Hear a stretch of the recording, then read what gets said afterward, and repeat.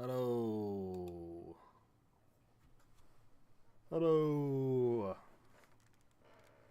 Oh, my chest is killing me. Bastard chest. Are we on yet? Have I done this right? Are we on? Do we see things? We do see things. Do we hear things? We do hear things. Okay, that's good. It's working. Ugh, right. Apologies if I sound funny. I don't know what happened to me this morning. I woke up. I went to bed, obviously, because AEW is stupid o'clock here in the UK. I went to bed at 5:45 in the morning, and I woke up at 8 o'clock just choking, and I've not been able to breathe properly since. I don't know what's wrong with me. I think I'm a broken human being, to be honest, but we do have the last match of last episode to finish off, I believe, don't we? Bam Bam Boombox versus El Gimpo, I'm pretty sure we need to finish off. So we shall do that first, and then we'll see what we've got planned for the rest of the time.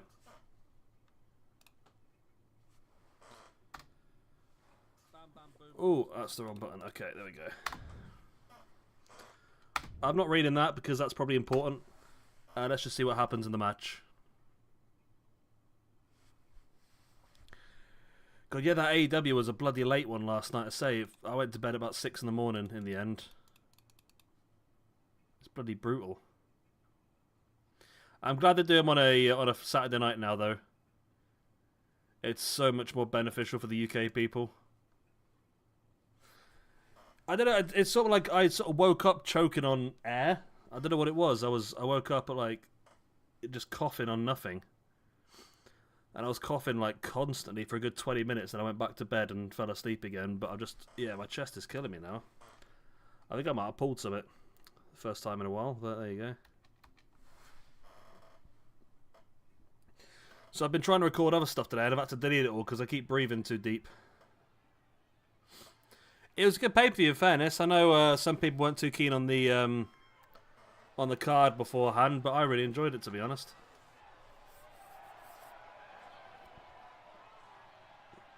I had some really good matches. Even the ones that people didn't think were going to be good ended up being pretty decent. I mean, Jericho versus Mark Briscoe wasn't a bad match at all, really. The triple threat was obviously fantastic, as you'd imagine it was going to be. No questions asked, that was always going to be an amazing match.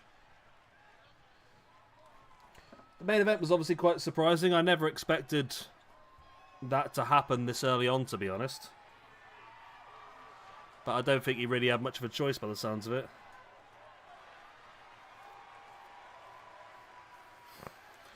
I don't know if it would be an Adam Cole MJF feud, to be honest. I mean, because MJF is still off recording Happy Gilmore, isn't he? So he's still going to be out for a little bit.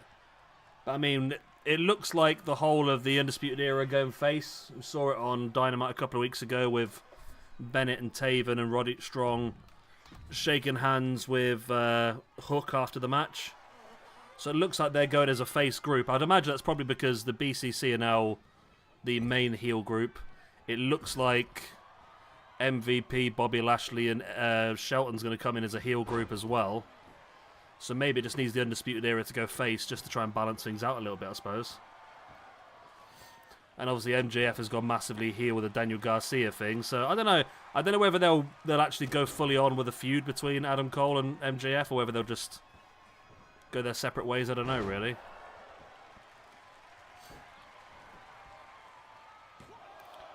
I do think, though, I mean, I was thinking this last night, I reckon that I've got a feeling that Jay White is going to win the Jay White's going to win the championship in Australia. Even though he's from New Zealand, I don't quite know. I mean, if anyone knows better than me, would people in Australia be happy if someone from New Zealand won the World Championship, or would there be would he not go down too well? Because, I mean, they're close to each other, but they're not like the same country. I know with the UK, it's a bit different.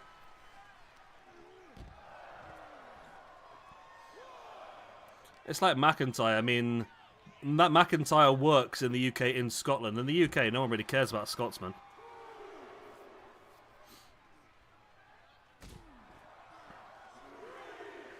But I completely forgot they were talking about it last night, but obviously the Continental Classic is due to start pretty soon. Yeah, I don't know what the relationship is between those, to be honest. Well, I'm assuming they're going to give Jay White a massive push because for Hangman to beat Swerve in the way he did in the previous pay-per-view, for then Hangman then to lose to Jay White makes me think that they've got to be pushing Jay White pretty heavily moving forward.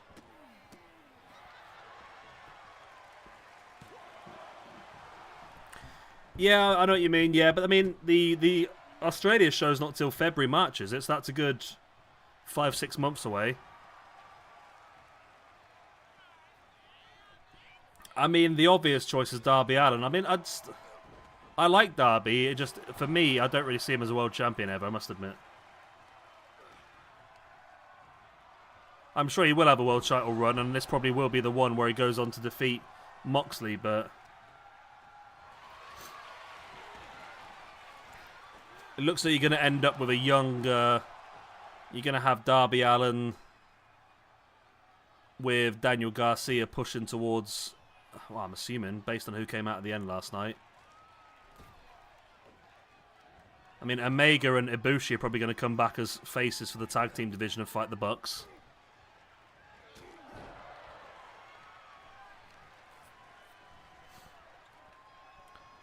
I'd be interested what they do with it, I suppose. I always like the Dynamite after a pay-per-view because it does sort of... It feels like there's a massive refresh now. Things have completely changed.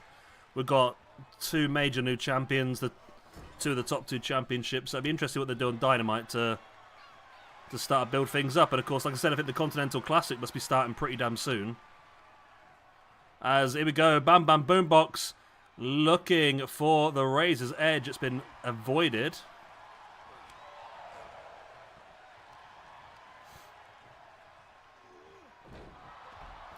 It was nice to see Rico. I know people took the piss out of it, but Rico's a guy who's been so ill about 4 or 5 years ago to the point where it was life-threatening, I think, at one point, wasn't it? He's struggling for money now with all the medical bills and that sort of stuff. So to give him a booking, I think is quite nice for them to do. Let him earn a bit of money. I don't know whether it's going to be a one-off or if they might see him more on TV. I don't know, to be honest with you, but nice to see him get a bit of cash in his pocket. Chokeslam there by El Gimpo.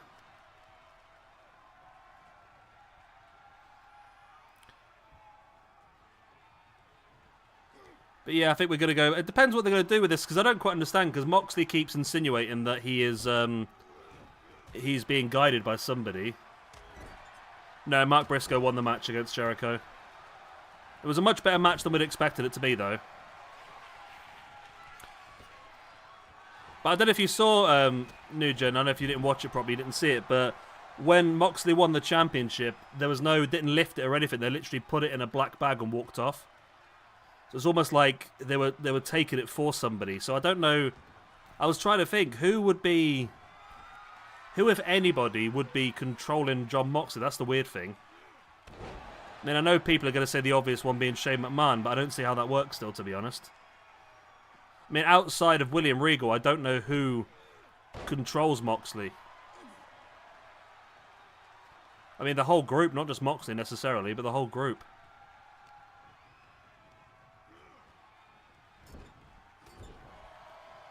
So it's a weird one, really. I don't know where they're going to go with that. But I say, it looks like Swerve's going to end up feuding with Lashley, Benjamin, and MVP.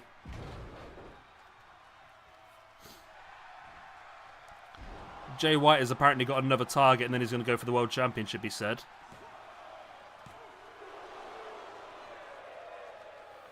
So yeah, it'll be interesting. I'm looking forward to Dynamite. I've got this week off work, which is handy. So I can actually watch Dynamite live for a change. So it'll be interesting to see where they do go with it this week.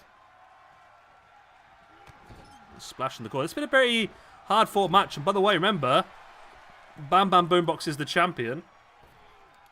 If he was to lose here to El Gimpo, I mean, would El Gimpo have the opportunity? I mean, it's been a fair match at this point in time. And there is the twerk moonsault avoided. Got the knees up.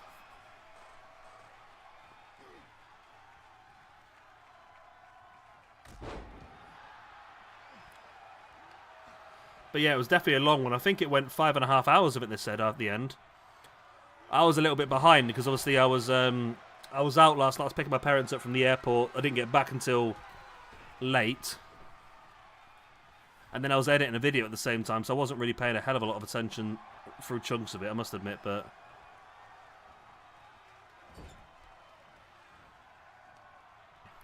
Apparently Leo Rush announced that he's signed with the company again. This is the 4th time that Leo Rush has now signed with AEW, I think. Big close on there. Gimpo once again taking control. He's going to go for the twerk buster again. And he hits it this time. There's the pin. El Gimpo could get a pinfall over the world champion. He does. Wow. El Gimpo has just pinned the world heavyweight champion. That is only Bam Bam Boombox's 2nd ever loss. And that is El Gimpo's biggest ever win. That's thrown a massive spanner in the works now, because we know that El Gimpo... Well, we know that Bam Bam Boombox will be defending the championship at the pay-per-view. And now El Gimpo has completely thrown a spanner in the works there, hasn't he, really? Yeah, he has retired several times now, hasn't he, bless him? So I think where are we now in the grand schemes of the pay-per-view? I think we're probably... Okay, we've got 3 more episodes before the pay-per-view. What have we got on this show, then? We have got... Okay. So Ben Hamrock, Drew Strawman is the feud. And this is the feud as well. Yeah, I mean, that's got to be the thing, isn't it, really? I mean, with the pinning the world champion just really throws a spanner in the works, doesn't it, really?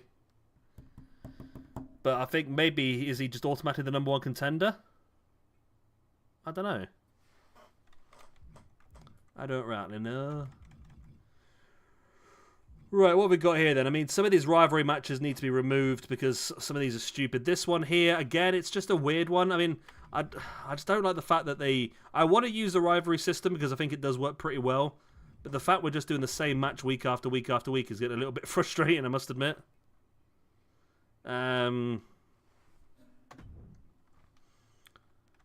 Post-match ladder fight. No, I don't like that, to be honest.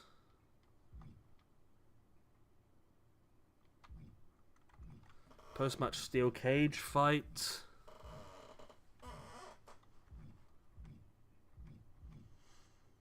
Post-match revenge attack.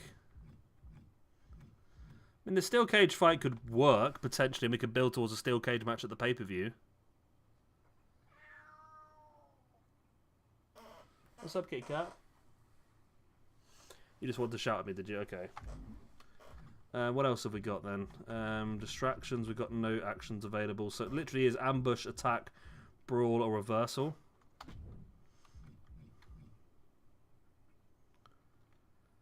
This one, aid an ally after being familiar with Shere Khan's aggression and their rivalry. With the match, vindictive enemy will attempt to add injury. Okay, that's not really going to work, is it? I think it needs to be the other way around. I think we need to... remove the action and make the action a heal action. So we could do ambush, no, reversal. Distraction's the main one, isn't it, really? But there's nothing available. Targeted leg attack. Post-match kendo stick attack. Can you hear the cat? She's being very loud today. Monsters ambush. The arena lights suddenly cut off after Khan Baba finishes their match. Once the light turns back on. Oh, that's pretty cool. We could use that for Christian New York. Post-match wild attack. Okay. If we could have somebody else face off against him, obviously, because... Have we got anyone else from the group? I don't know, the Golden Sheik's going to be involved in another match, isn't he, really? Big Mac? Could throw Big Mac in there. Yeah, she is very loud. Okay. So Khan Baba versus Big Mac, and then General Shere Khan's going to attack after the match. And then this one, again... I just wish there's a bit more, like, interesting. Hostile match opener. Mutual aggression.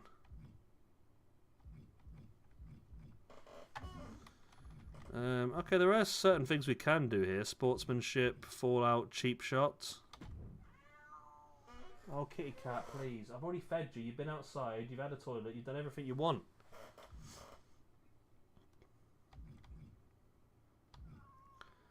Where are we going to go with this? Referee KO? Nah, it's a bit boring, isn't it? Showdown. Post-match stare down. Okay, we could do that. Champion stare down. There we go, that works. Stone Age Rage is going to be on the card. There we go. Yeah, Starboy's still the contender. Well, the Starboy and Bam Bam are supposed to be having a feud, but for some reason the cutscenes are just not loading. But El Gimpo, I mean, I don't know where we stand with that. I don't know whether we do Starboy versus El Gimpo or Mayhem. If El Gimpo wins, it becomes a triple threat. If Starboy wins, then it remains a one-on-one. I don't know. What do you think? We don't want to do that. We can change things around. Should we, well, so we need to do...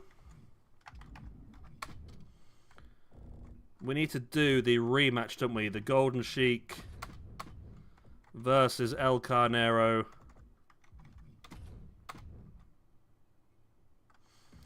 No, so we don't want a singles match. We want a specials match. So we had a count-out win, and we've had a feet up on the ropes. Yeah, we could just go for a triple threat, or we could make him fight for it. I don't know what the best way forward is. I mean, what type of match could we use here that will make things a bit more interesting? Maybe Extreme Rules? Table? I suppose table could work, but then it's not very good. Nothing's very good on this game. That's the problem, is it? TLC, Iron Man, Full Scan Anywhere.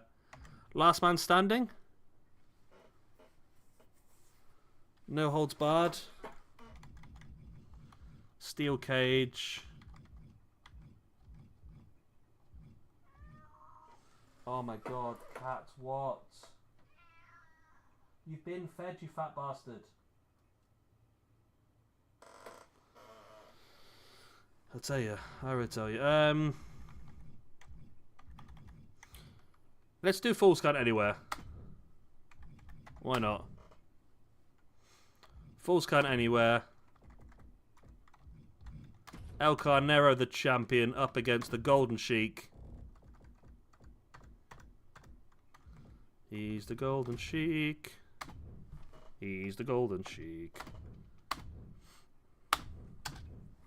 Okey-doke. Right, that's fine. This match is fine. I just don't understand the rivalry between it. So I think we might just redo it and do something a little bit different for ourselves. And who have we got that would be an interesting match?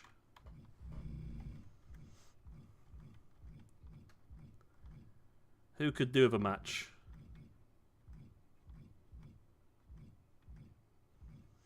Maybe we keep Craven and we'll do... We haven't seen Triple H. We'll do Triple H as an opener, maybe. Do we give Jax another match? Jax versus Craven? Why not? We've got nothing better to do, have we? Okay, so that's all fine. Let's replace this with... Should we do a women's tag team match? We did do a women's tag team match, didn't we, before? We've only ever had one, though, haven't we? Is that correct? No, we haven't. Never done one. Oh, it crashed, didn't it? It crashed, didn't it? So we didn't actually get through the whole of it. Okay. Well, let's do this then. Blaze and Blizzard versus... Should we go with La Abeja and La Mariposa? Does that work? And then we'll start the show off with... We've got to use some of these people we haven't used in a while, haven't we, I suppose? Just standard 1v1. Let's go with a bit of... What haven't we seen for a while? I don't think we've seen much of Triple H at all, have we? So let's boo Triple H. We've not seen much of him since month number 1. Let's give me second attire. And let's put you up against... Yamazaki Show. Spike Jizz. Pink Ram, why not? We haven't seen Pink Ram in a while either. Let's give him his manager. Billy Bighorn. Boom. Right then, that's the card done, I think. So save that.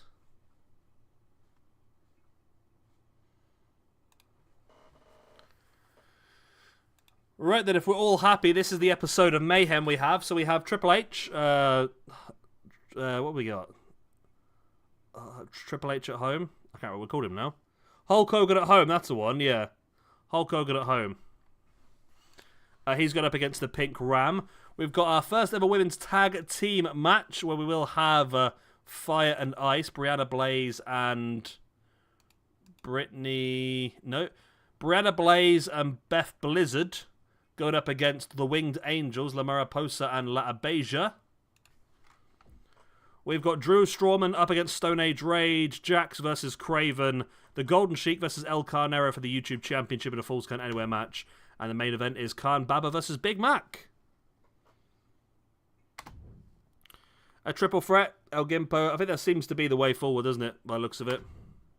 That's what people are saying. So triple threat. So El Gimpo versus Bam Bam Boombox versus Starboy for the World Heavyweight Championship at the Great American Bash.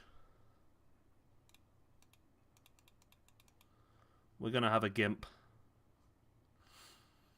The first ever openly Gimp World Champion could be a possibility.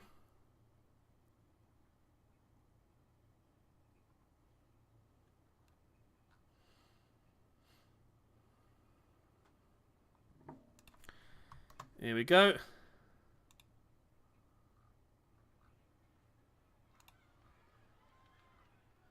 It's been a while since we've had Hunter Hearst Helmsley at home. Hulk Hogan at home even, that's the one.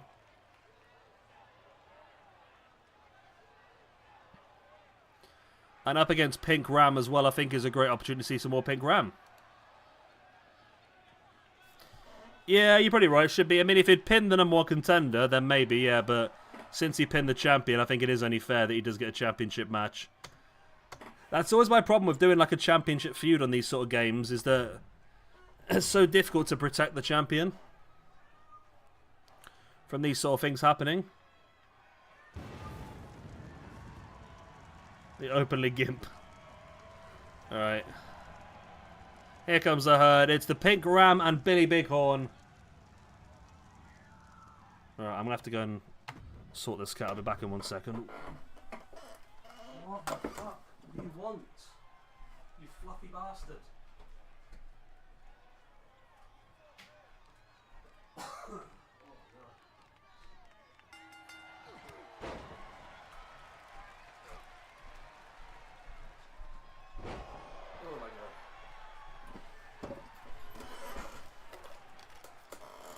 I got that thing where you cough and it like hurts your brain. You ever had that when you cough and it like you can feel the cough through your entire body?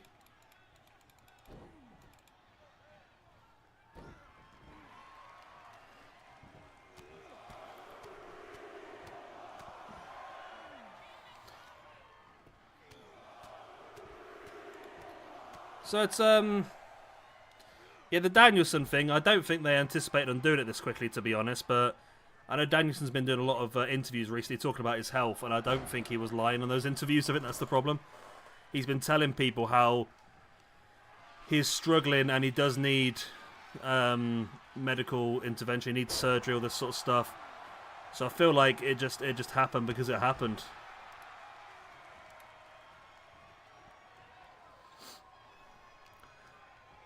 But I mean, he's probably going to disappear now for 6 to 9 months. He'll come back, have a big match against Mox again, probably, as a one-off. So the way it works, I mean, I know people are sad that he's retired, but he's not really retired, is he? He's just retired as a full-time.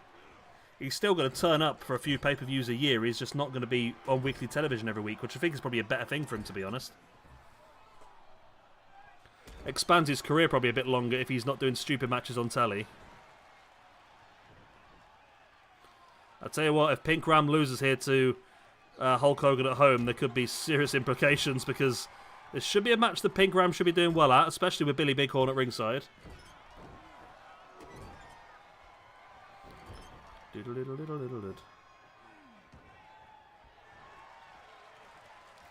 So yeah, I'm off this week, so we could actually stream during the week a bit easier than normal.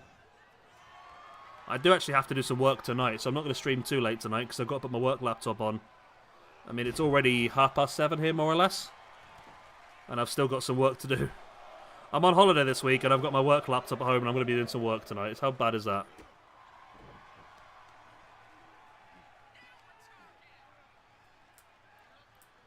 Yeah, William. Welcome to Bizarro World. This is Triple H, or Hulk Hogan at home, versus the Pink Ram, with Billy Bighorn at ringside. There's no way that Hulk Hogan at home is going to pull this victory off, is there, surely? I think he might, you know. I think he bloody well might. Only a 2 count.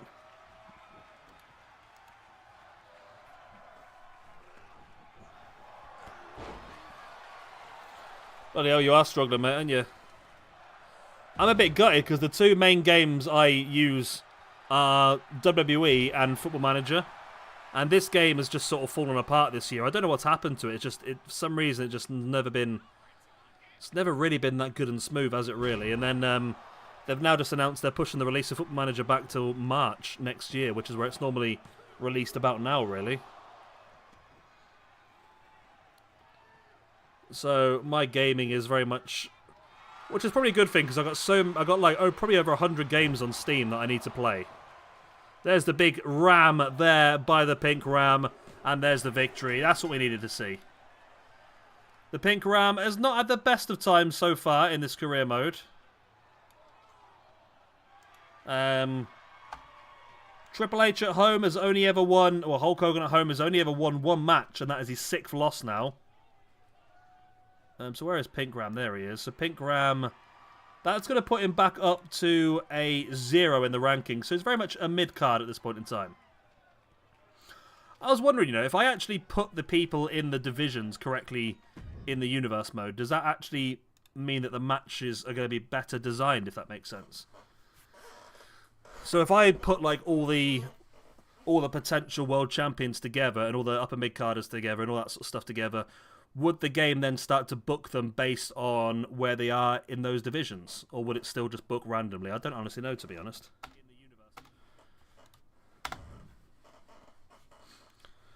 Right, first ever women's tag team match that, well, hopefully, it's the first women's tag team match we're going to get through, because we did do one before, but it wasn't terrifically good, was it? But this one hopefully would be better.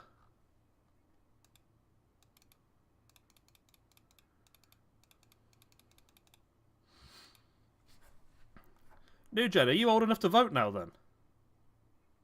Sorry, that was a bit random, wasn't it? But we were talking last time we were doing live, weren't we, about how long we've been going with this channel now, and how everyone now is a lot older than they were when we started. Yeah, I think you're right, Omega. I think we're just I think the fact that he's now retired from full time, I think is going to be good. It's going to be good, really. We don't need to see him. Like the match he had on Dynamite last week, we don't need to see him having a crazy tag team match on Dynamite a few days before a pay-per-view. It's just crazy. Just keep him wrapped in cotton wool and bring him out for the big occasions. That's what we need to do. So this is Fire and Ice. This is the team of Brianna Blaze, obviously in the red, and Beth Blizzard in the blue. They are a heel tag team, and both these ladies not necessarily done terrifically well so far. Well, Beth Blizzard did not actually wrestle before. Brianna Blaze with 1 win and 1 loss under a record. So let's see how they get on. This is also going to be the debut then for Lata Beja of the Winged Angels. She is yet to wrestle.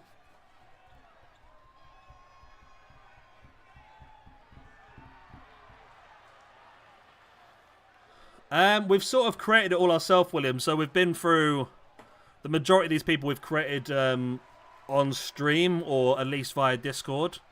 We're trying. The idea is to try and create our own, because the game's not working terrifically well this year. We thought we'd try and create our own company basically with our own wrestlers, our own stories, everything like that, and just see how it goes.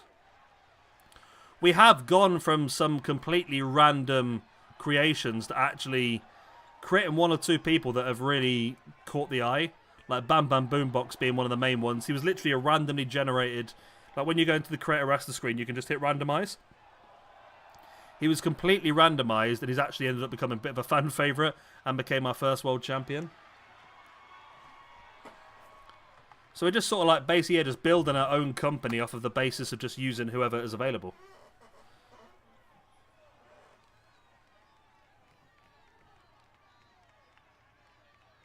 This is Tornado Tag Team rules then, so everyone's legal because standard tag team rules don't really work.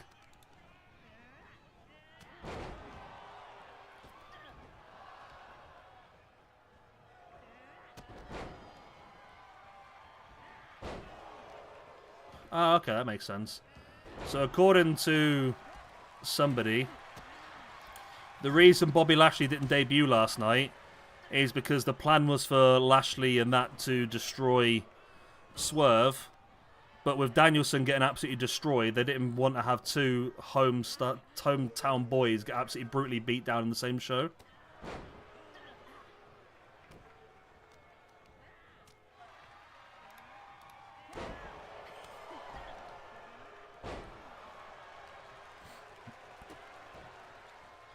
I mean, a chunk of these are randomly created. A lot of the women we didn't randomly use because the randomizer didn't really work too well. So a lot of the women we have created ourselves.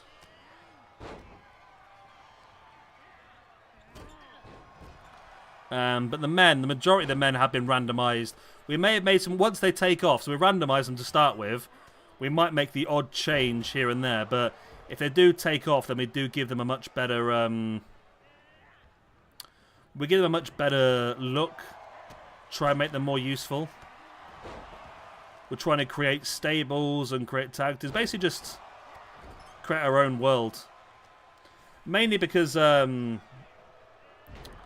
I was having so many troubles with downloading wrestlers and they had no hair or they would glitch or the logos wouldn't work and this, that and the other. And I just thought, if we just use the randomizer in the game, we could end up just creating our own people, can't we really?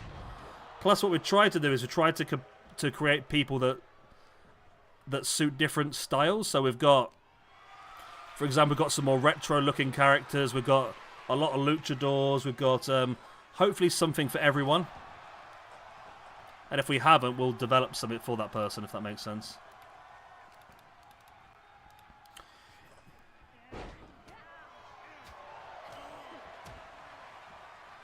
Okay. Who have you got? Were you the one, am I getting people mixed up or not? Were you the one who created the Mil Muertes? Was that yourself, or is that someone else I mixed up with?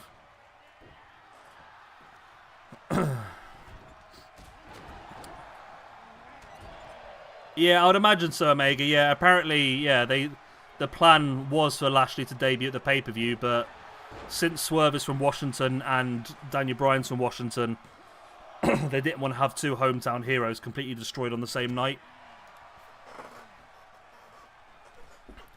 But apparently Lashley signed his contract a few weeks back. I think did they announce a match for Dynamite? Isn't Shelton Benjamin facing somebody? I'm sure they've announced something for Dynamite. Am I right? Am I wrong? I don't know.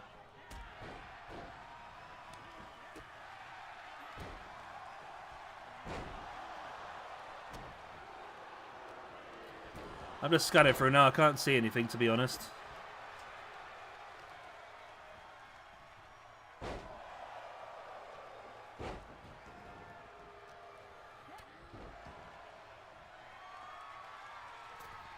Yeah, I thought they had, but it's not the case by the looks of it. I thought they'd announced... I thought Shelton was facing somebody they'd already announced.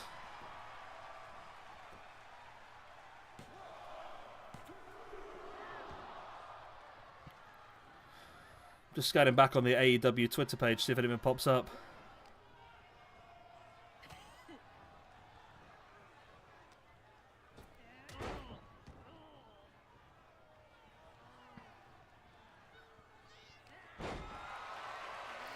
No, Mercedes Moné versus Queen Amanat has been announced.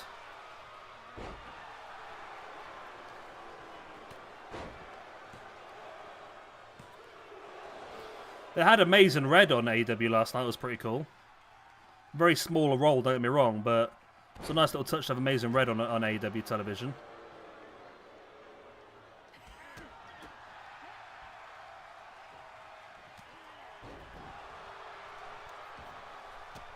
No, I can't see the announcements, but I thought they announced something yesterday, but evidently not.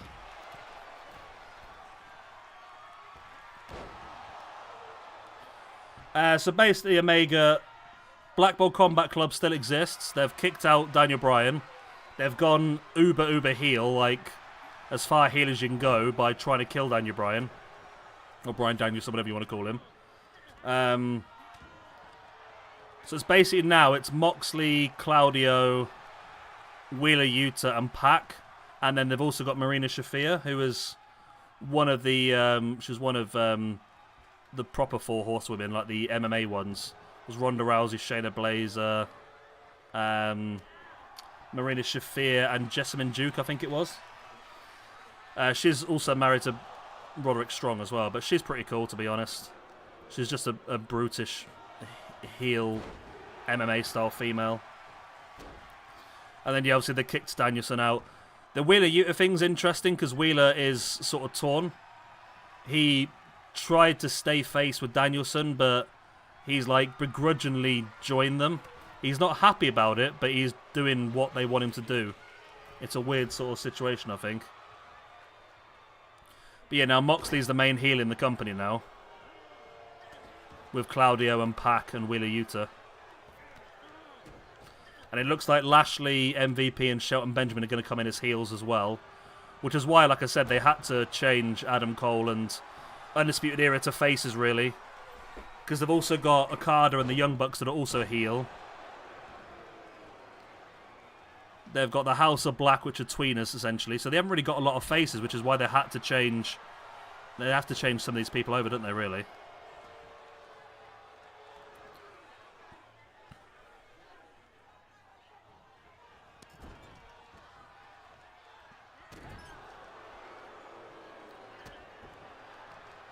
But Moxley keeps, in his promos at the moment, he keeps talking about a greater good. He keeps talking about, almost hinting that somebody else is in control of him. Which is what I was saying earlier. I don't know who could be in control of Moxley. That's the problem. I thought they might have Sami Callihan there last night as well, because apparently AEW have recently applied for the trademark of the Switchblade Conspiracy, which was Moxley and Sami Callihan's tag team name before Mox joined WWE. And Sami, I think, is still a free agent at this point in time, so I wonder whether Sami Callihan might be joining AEW, but that hasn't happened as of yet. Big maneuver there by Beth Blizzard. There's the pin. This could be enough for the victory for Fire and Ice as a break.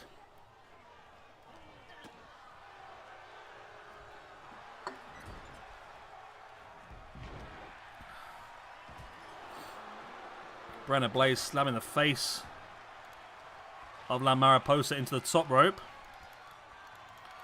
I was getting a little bit worried we were going to get some crashes tonight because my computer's not been working too well today, but we seem to be doing okay.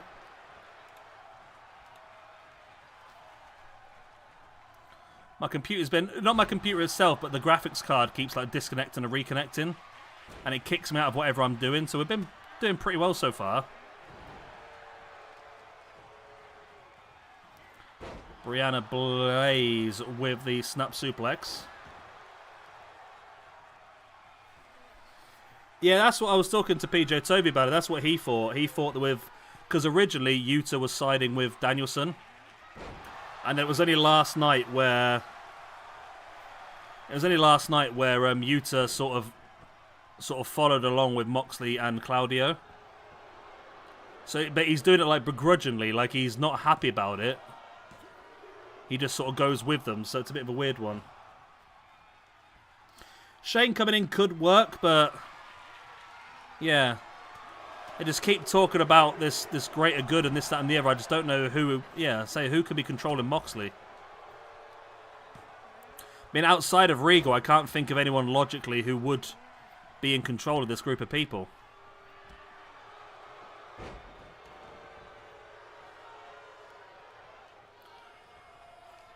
I don't know, Ninja. I'm thoroughly enjoying it still, to be honest with you. I had the same conversation with PJ Toby this morning. He was looking at the card thinking this looks terrible, but he doesn't watch the show week in, week out, where without doing that, you don't really understand what's going on half the time, I don't think, do you? But I say I'm still fully enjoying AEW. I must admit. I think that pay-per-view last night, as much as it didn't look incredible on paper, I thought it was a very good pay-per-view. But it's each their own, I suppose, isn't it? I mean, some people are more suited to the WWE style. That's La Mariposa's first ever victory in the Universe mode. And it comes in tag team action alongside Lata Beja, who also gets the victory on her debut as well. And then in the tag team division, that is the first ever tag team women's match. So you can sort of see who's top and who's bottom of the rankings at this point in time.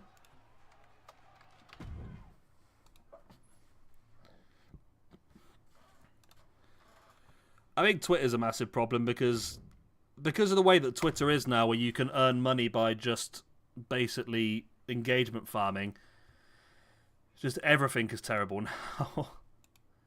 You get people say the most outrageous stuff online just to try and engagement farm, and it's just it's annoying as hell, to be honest. Like I saw someone the other day saying, "Oh, I bet if AEW signed the Motor City Machine Guns, they'd just make them turn up one week and just hope that people would know who they are."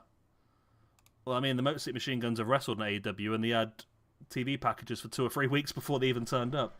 And to be fair, I think majority of people watch AEW know who the Motor Machine Guns are anyway, to be honest.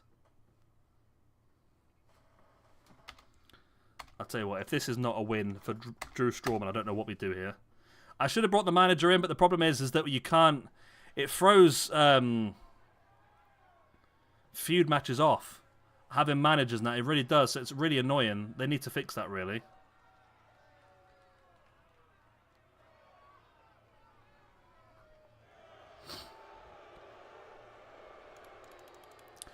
I say that it's each their own, I suppose. Yeah, Twitter's annoying. Yeah, as I was saying earlier, New Gen, I think I always like it after a big pay-per-view like this, where you've had the World Champion change and you've had the International Champion change.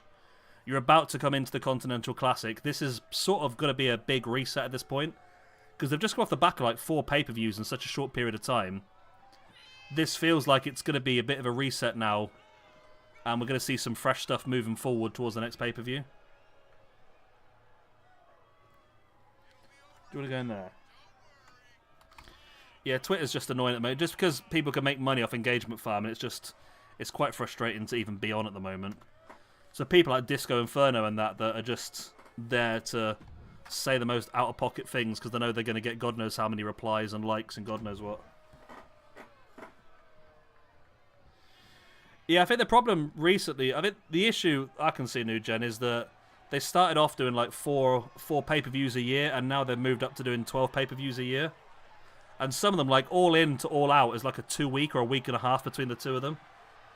So I think they are just limiting themselves with not enough time, but we'll have to see what it's like now. When they've got a bit more time, the Continental Classic as well, that's going to create some interesting stuff, hopefully.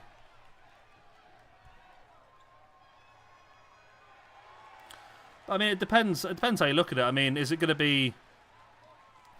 Does it make sense for everyone to come out in the first week of the month and decide what they're doing at the pay-per-view, or does it just generally create naturally, I suppose? Like, I know people moaned about the fact that the the fact that the Mark Briscoe versus Jericho match was sort of done on the last show before the pay-per-view, but in fairness, them two have been feuding for months.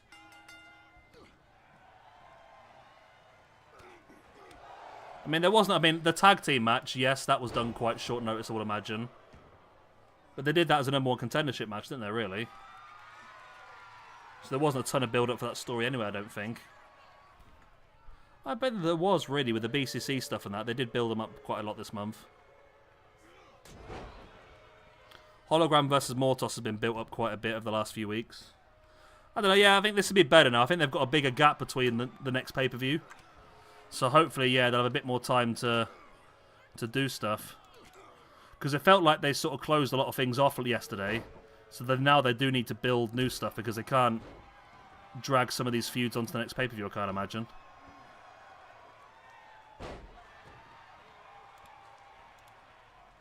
You alright, Carpet?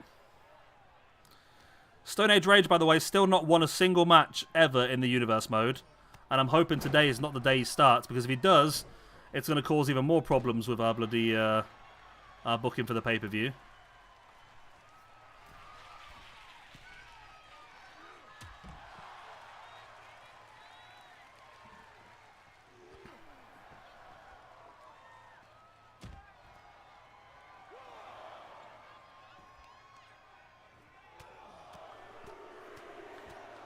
Yeah, I'm looking forward to Dynamite this week and seeing what they do with it. Yeah, I think the tag division is waiting solely for Omega. I think Omega and Ibushi versus the Bucks is going to be a really good feud. That's going to be really good. I mean, you've got the grizzled young vets, but they literally built them and then they lost to the Outrunners. But then again, I mean, the problem is with the Outrunners is they've been a bit of a joke act for a while. But the Outrunners are like the second highest merch sellers in the entire company at the moment. So give them a bit of a push does make sense.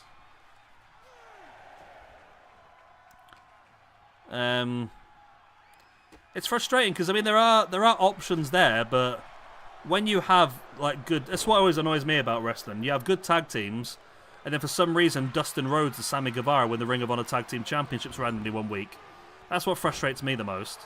You've got really good established tag teams. Why on earth? Dustin Rhodes. I understand it's because they were in Texas and they wanted a big reaction from the crowd, but when they're also the trio, when Dustin's the trios champion as well, it's just a bit much for me. Yeah, the Private Party thing was smart as well because they did build. They were doing a bit with that because Private Party, of course, were helping Brian. They were attacked by Danielson, and Danielson gave them a promo saying that they need to really step up their game, and they came in as a lower card team, and they're still a lower card team, and they built themselves up and got the title match, and in fairness, it was a pretty good match. But yeah, tag division does need a bit of work, but I don't know where they go with it, to be honest. I think Omega and Ibushi, that's the problem, they've got the teams. Omega and Ibushi's going to come back in. You've got Malachi and Brody King. The King's the Black Throne. That's a really good tag team. You've got FTR. You've got the Young Bucks. You've got the Outrunners who are massively over. I mean, you've got Eminem, whatever they're called, who are an interesting heel tag team. The Acclaimed need to turn heel and have a massive refresh because they're just boring as hell. So they do have some good quality there. They just need to do something with it, really. I think the problem is they literally are just waiting. They're waiting on the Omega and Ibushi return, I think, aren't they?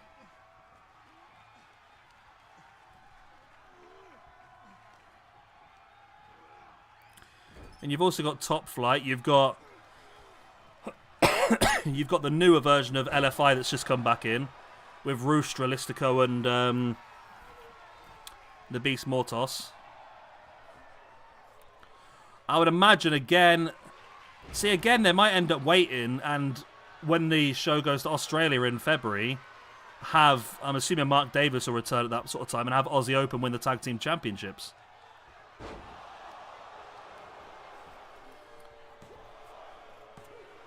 There's the big powerbomb. Not enough for the win, though. Yeah, I mean, Aussie Open to win the tag team championships in Australia makes sense. Although it's incredibly... yeah, the Acclaimed need something fresh. They need to turn heel, or they need to do something. Maybe join MVP's stable. Have the Acclaimed with Shelton Benjamin, MVP, and Bobby Lashley. Let him go heel. Maybe beat up Billy Gunn. Billy Gunn disappears off camera for a while.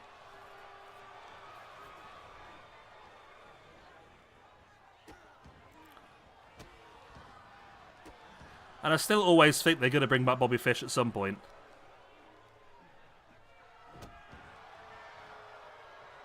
I mean, now that Roderick Strong and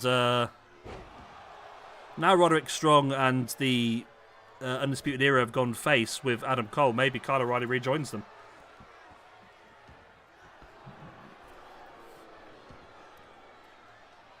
But yeah, it'd be interesting. Like I said, they do need to freshen up the tag team division a bit. But yeah, the Acclaimed have just... The problem is as well is his rapping seems to have got worse. He's still saying some out-of-pocket things, don't get me wrong, but he's really stretching it.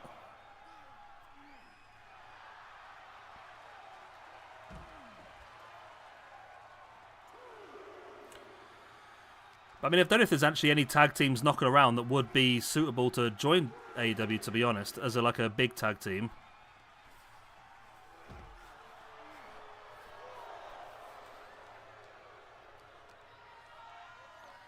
But I say you've got Omega and Ibushi coming back, hopefully. Aussie Open coming back as a heel tag team now, because really in the Don Callis team.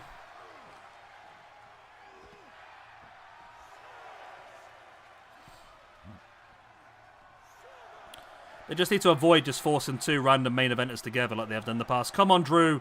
Drew, don't do this, Drew. Come on, get up. No, Stone Age Rage is going to get his first win. Or is he? Drew's up. Run, Drew. Run. Oh, fucking hell. This game. That's two stupid fucking results we've had now. So the world champions lost to a gimp.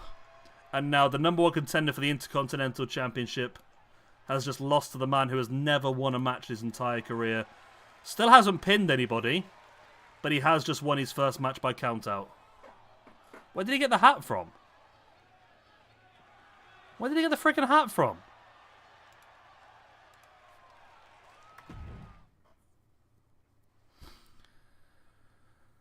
This game just wants us to fail. I wish you could decide who wins these matches like you can with the... Yeah. Well, you know what's happening next week, don't you? It's Drew Strowman with the Constellation on a 3-on-1 tag team match against Stone Age Rage. Right, Jax made his debut on Mayhem. He comes back. And today he's going to face off against Craven. Jax lost his debut, I'm pretty sure. He did. He lost his debut match against Howard Winterguard, who did look very good. But Jax now has an opportunity. Although Craven is undefeated so far in the Universe mode. He's had 2 matches, won them both. Also has a couple of bonus points as well. So he currently sits up in 5th in the entire rankings. So this would be a big victory if Jax can pull it off.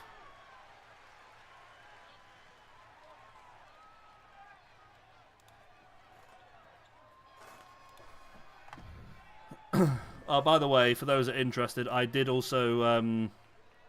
Yeah, where did the hat come from? I did delete my FIFA career again. I'm going to start it again. I tried to start it today and I just couldn't talk properly.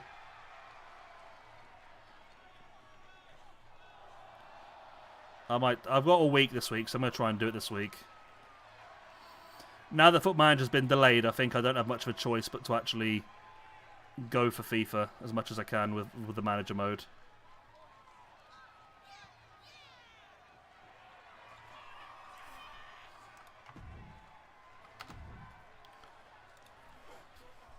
You know, I was thinking yesterday as well, I was watching the previous Dynamite and they were talking, it was the promo between Brody King and Darby Allin.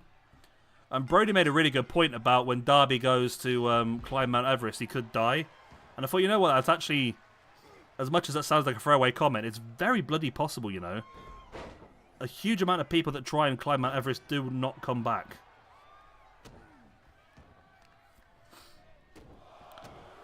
Yeah, I'm going to try and do it again later, Carpet. I don't know what it is. It's just my brain is just not doing very well at the moment. This is helping. Doing this stream and talking now is definitely helping.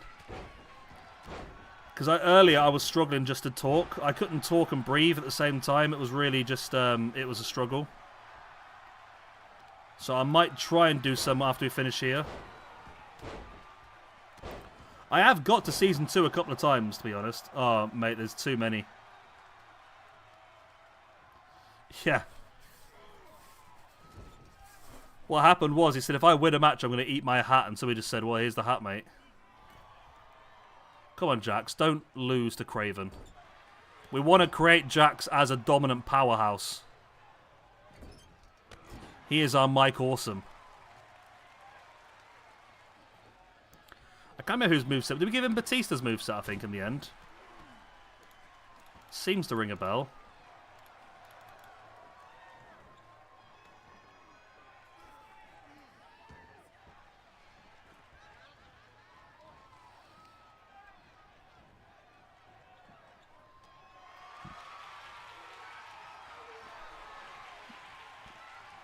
Where's my stream gone? There it is. Yeah, so Craven currently undefeated in the universe, so there's a chance for somebody else. I mean, is there anyone else who's undefeated? I think there is quite a few people that are undefeated. El Carnero, Craven, Kareem Khan. Oh no, Kareem, yeah, okay. No, I'll take it all back. El Carnero, Craven, and Harold Winterguard. Harold Winterguard's only ever had one match. Craven's had 2. El Carnero's had 3. And of course, El Carnero's also on this card tonight, defending his championship.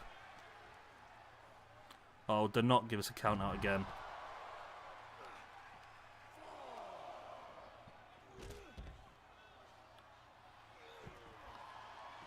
Yeah. This is my hat now. Great dive attempt by Craven. Jax saw it come in and dodged him. I really want Jax to do well because he's someone I want to see get pushed in our universe, to be honest.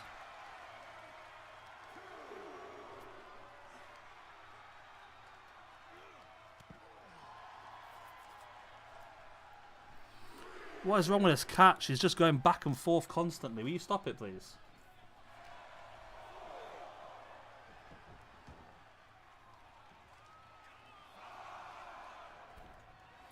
Alright, finally back in the ring. We might need to... Thing is, we have to have some sort of count out of the game does cause trouble. If we don't have a count out, the game just leaves the ring and just never comes back. Referee does spot the hand on the rope.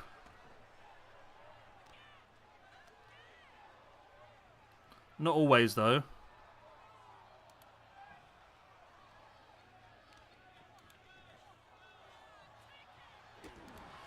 Craven now with the attack.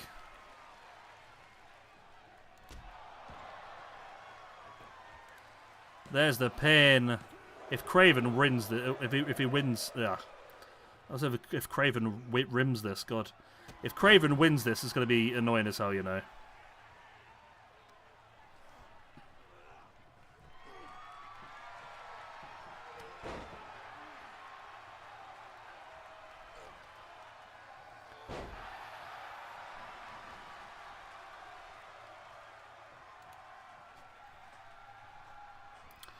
Yeah, I think we do need to make it a 20 count on the outside, don't we, really?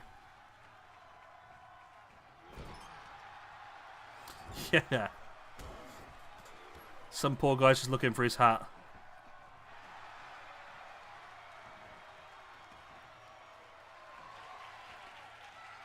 Come on, Jax, do it. Jax is going to do it. Up goes Craven. In with a big sit-out power bomb. There's the pin for the 1, 2. No. Oh, God, my head. Oh, my God, coughing makes me dizzy as well. I should probably not cough anymore, should I? That'd be the best thing for it, wouldn't it, really?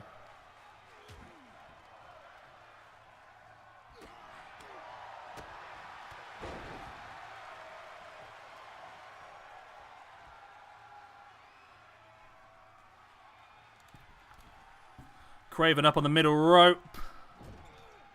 Looking for the moonsault. Yeah. I love to see just the cameraman out here just holding the camera wearing that hat.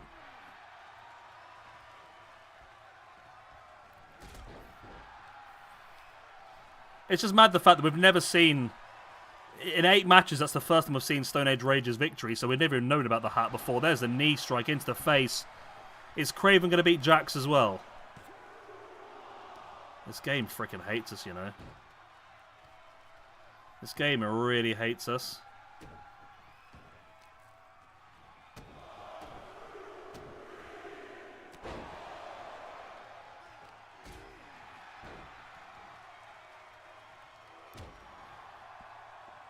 Come on, Dax.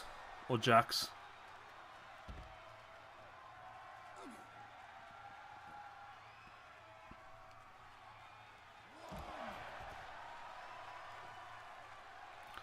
Back on the outside again.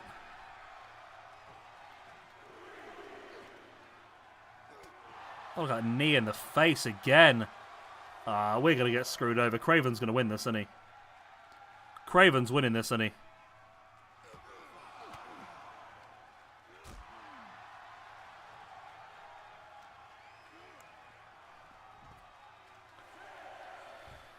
Get back in the ring, Jax. You win by counter. Go on.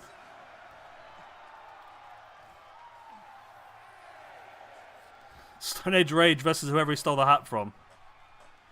It's time we introduce the new character, the Mad Hatter.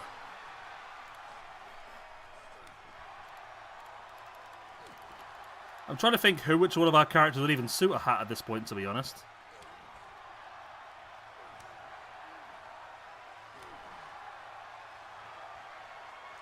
Got the pair of them trading strikes. Jack's massive backhand.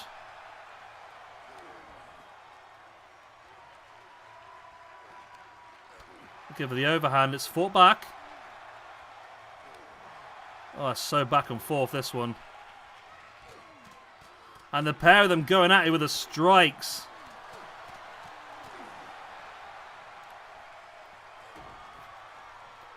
It's like, oh my god, it would be Amish Lincoln, wouldn't it?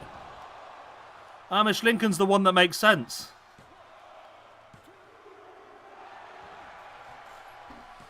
This is starting to get very WCW now. We're going to have a hat on a pole match or something like that, aren't we?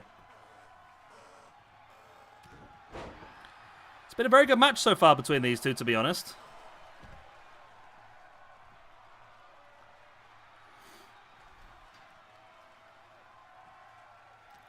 Yeah, Amish Lincoln just makes sense, doesn't it, really?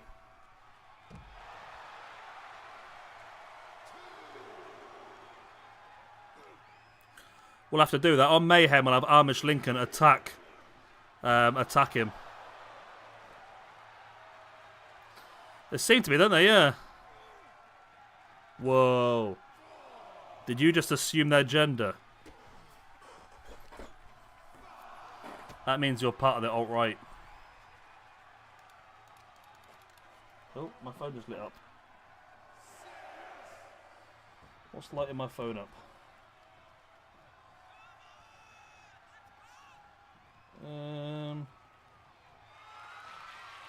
I have no idea.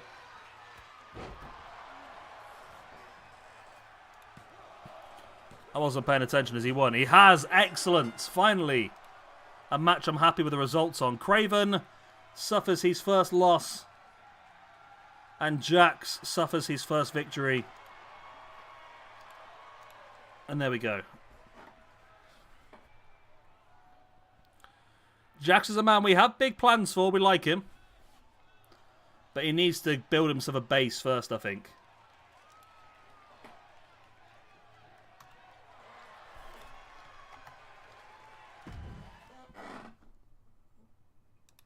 Whoa. Cat. Aha, here we go. Championship match.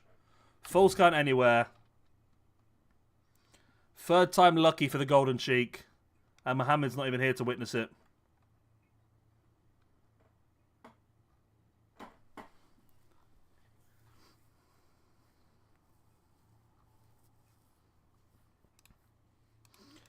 If Mohammed's not here to watch it, then potentially it could actually be a decent night for Golden Sheik. Who knows?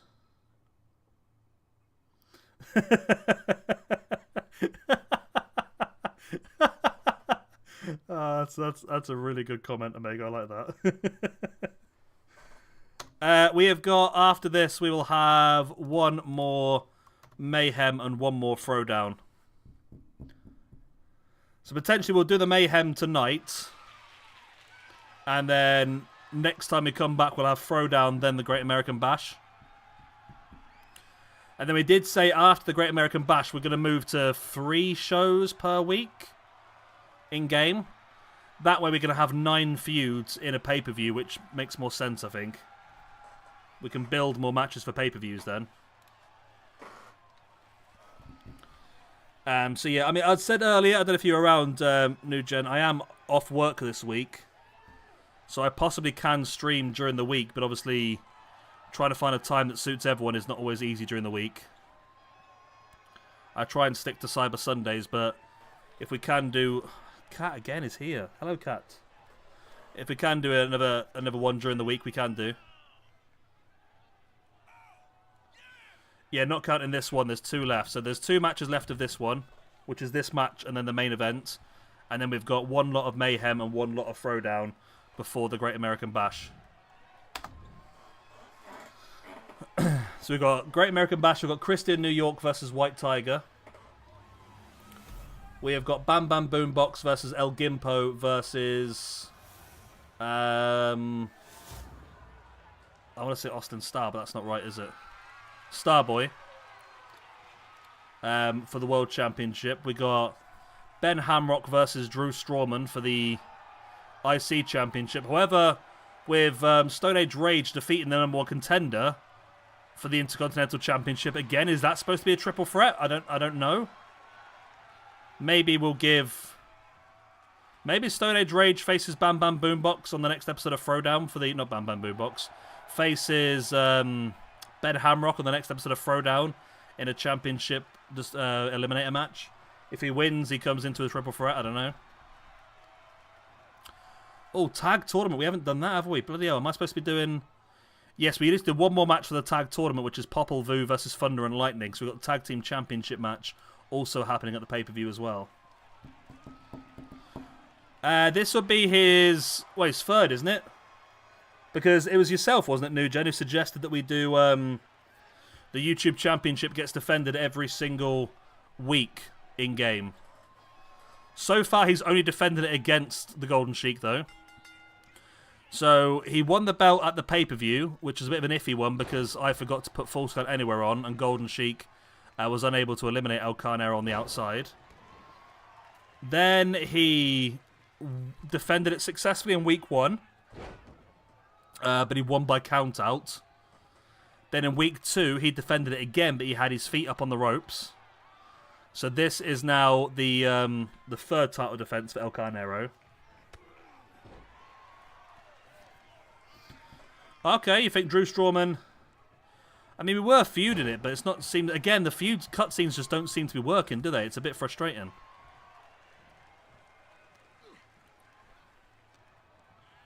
We'll do that. We'll do a rematch. But I might try and load the cards in Drew Strawman's hand at this point. I might give him, obviously, the manager at ringside and stuff like that. So can El Carnero win cleanly? Of course, he is the only... Well, he's one of the only 2 men in the Universe mode to still be undefeated. However, he's undefeated in 3, whereas Harold Winterguard is undefeated in 1.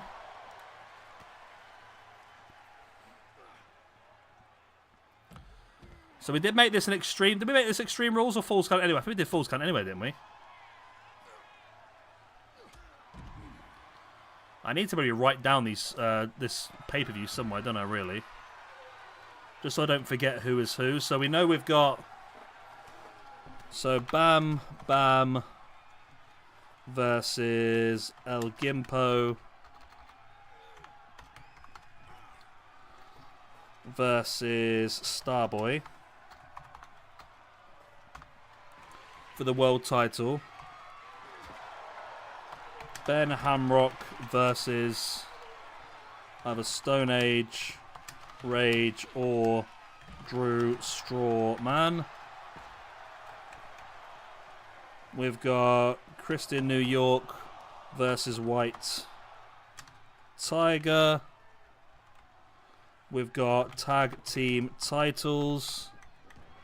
We've got General Sher Khan versus Khan Baba. So that's 5 matches. I feel like I'm missing one, aren't I? Or am I? We've just got two. We've got 2 feuds per show. We've got the tag team title tournament. Yeah, that's right. That's all we've got planned in so far. Unless there's anything else we want to do. Maybe we do Stone Age Rage versus Drew Strawman in a #1 contendership match.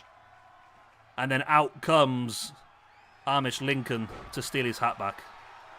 Rolled through into the Boston Crab now by El Carnero. Nice boot in the face. And now a reversal into a submission of his own.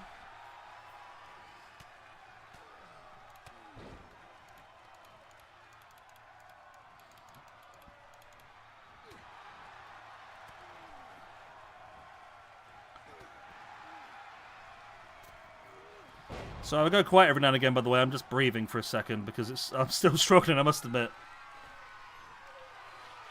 Every now and again, I just need to take a few deep breaths. Kendo stick into the spine. The problem is, you think that... I mean, if El Carnero wins this clean, then fair enough. If Golden Sheik wins this, there's probably going to end up being a rematch next week, isn't there?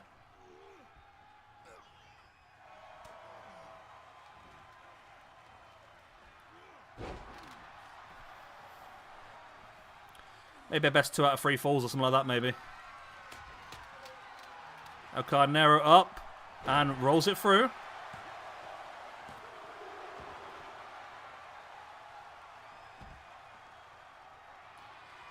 Game of Thrones. I've never actually watched it, to be honest, but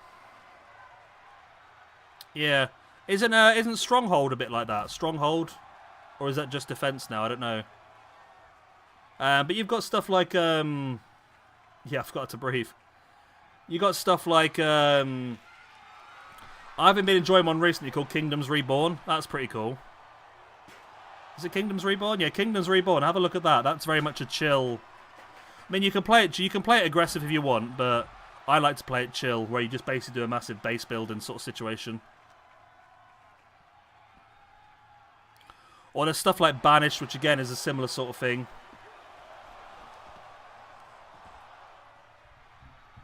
But those are my sort of games, I think, normally. Crusader Kings is very complicated, New Gen. It really is.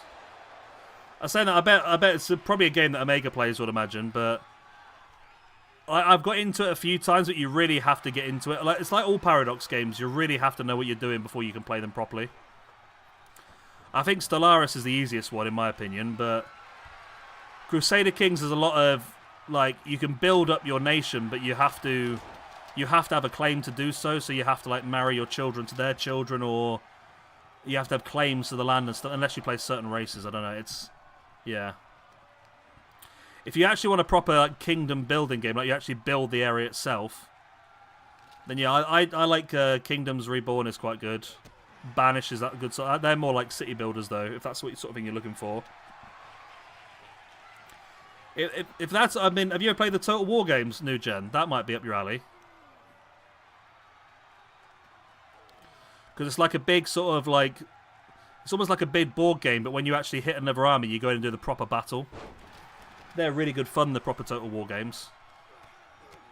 And there's so many of them to pick from, depending on what sort of stuff you like.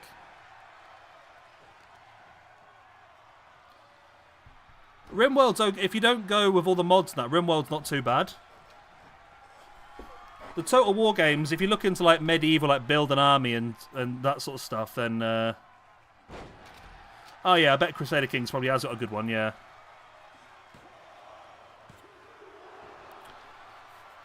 I mean, if you can get into Crusader Kings, I've done it a few times, and I got okay at it for a short period of time, but I've not played it in about a year now, and I think if I put it back on now, I think I'd have no idea what I'm doing again.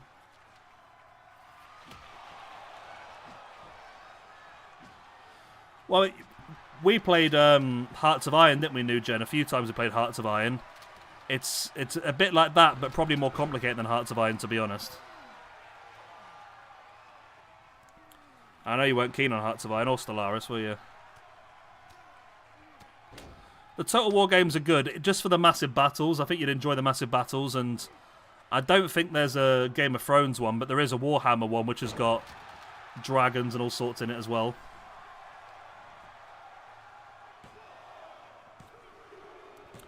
He's got him again. It's clean. It's clean this time. I think we've got to put a line under the sand here now for El Carnero. He's defeated him clean this week. Well, as clean as it can be in a full scan anywhere match, but I don't think we can afford to give Golden Sheik any more opportunities at the championship now. Well, until he earns them anyway.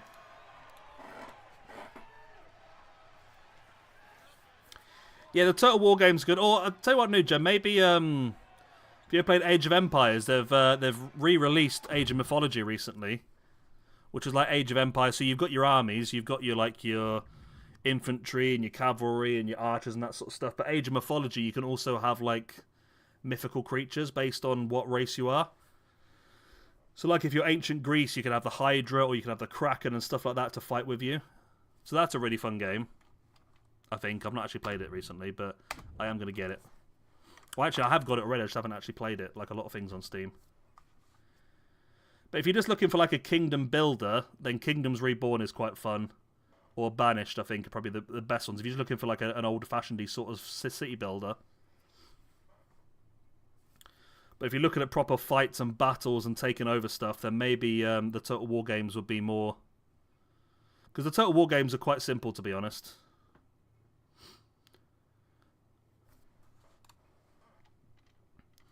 Well, the Total War games are easy to get into, but there probably is a difficult way to master them. It's probably a bit more in-depth, to be honest, but they're easy enough to get into. And you can put the difficulty level wherever you want it as well, I suppose, to make things a bit easier.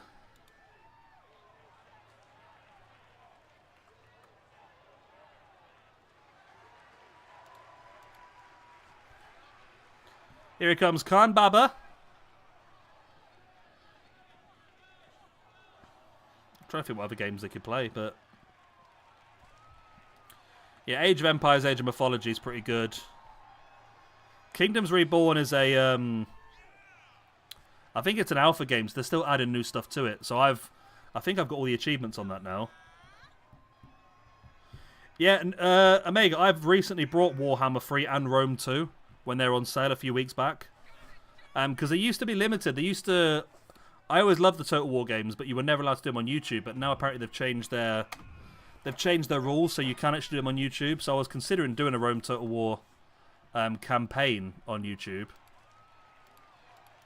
I messed around with it, and I've completed the first few campaigns. They're pretty simple, aren't they, really? But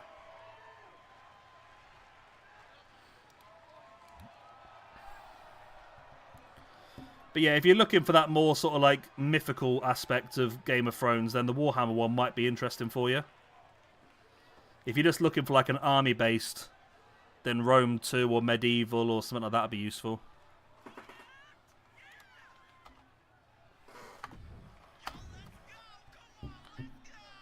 But Age of Mythology is good fun. And Age of Empires, of course. Well, Age of Empires has got like 30 years worth of content on it now. So not a single cutscene has come off yet in this episode.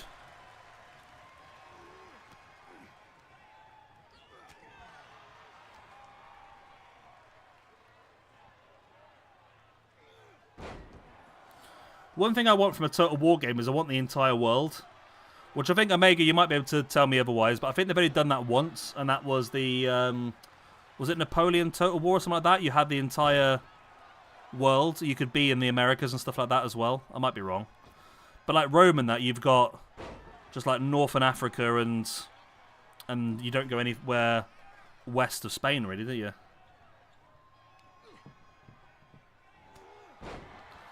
Look at Big Mac there, flattening Khan Baba.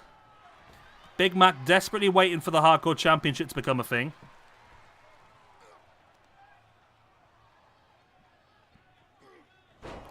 Ooh. Only just turned him there. Looked like he was going to drop him straight in his head there for a split second. Okay, I'm starting to do a bit better when it comes to breathing now. I might have to have a beer soon, though.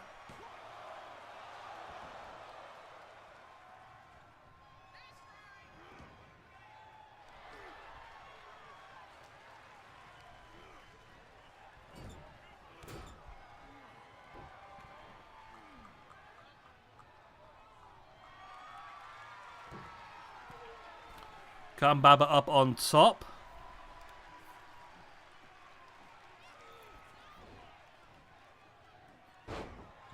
I got the very first one, Omega. I'm showing my age now.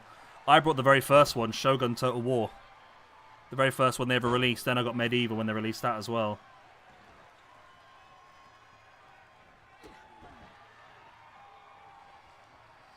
Oh, okay, that's pretty cool. I didn't realise those ones had mods and that stuff. So there might even be a mod for one of them that would let you do Game of Thrones sort of stuff then.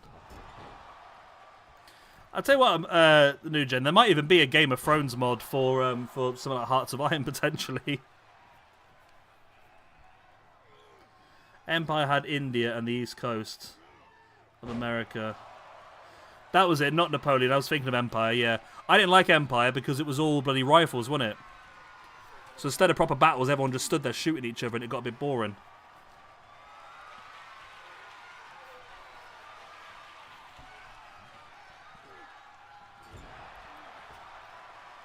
Yeah, Rome's pretty good, New Gen, if you're into that sort of thing. It's, I say it's like a very loose city. Oh my god, look at the heck was that?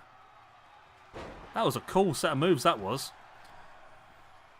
Yeah, you've got like a very loose base builder. There's not much involved. It's literally just picking what buildings to build and that sort of stuff. But the actual battles would be pretty fun, I think.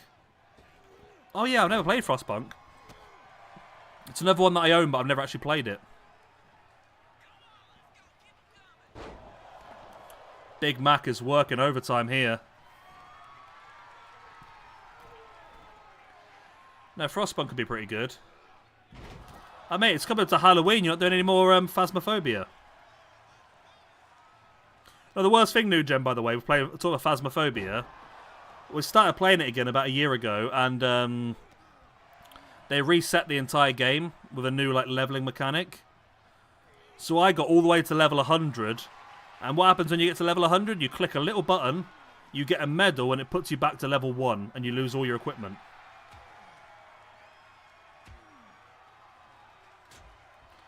Oh, there you go, New Gen. If you look at Medieval Total War 2, there's potentially a Game of Thrones mod, if you really want to do Game of Thrones.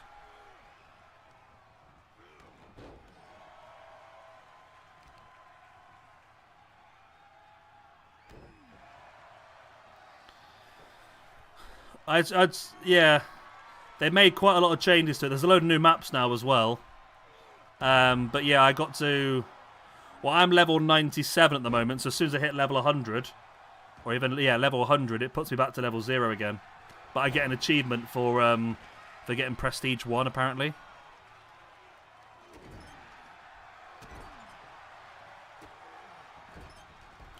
Have you seen that new, horror game that's based in a zoo?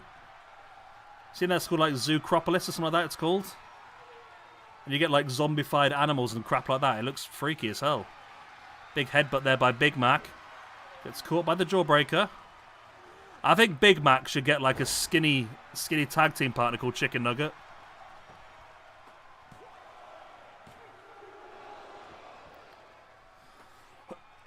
It's not bad, Nugent. If you got the right equipment, the harder difficulties are not difficult anymore. So we leveled up to getting some really good... So all the equipment now have got different variations. So you've got level 1, level 2 and level 3. And if you've got the level 3 equipment, it makes finding the ghost and doing the missions a lot easier. If you've got level 1 equipment, you have to do the easier difficulty levels. Yeah, I'm a big fan of giving Big Mac a tag team partner called Chicken Nugget. I've never really thought about modding Total War games, to be honest. I'll have to have a look at that myself. Is there like a Warhammer one, Omega? I bet there is, a World of Warhammer one. No, World of Warhammer. A World of Warcraft even, sorry, not Warhammer.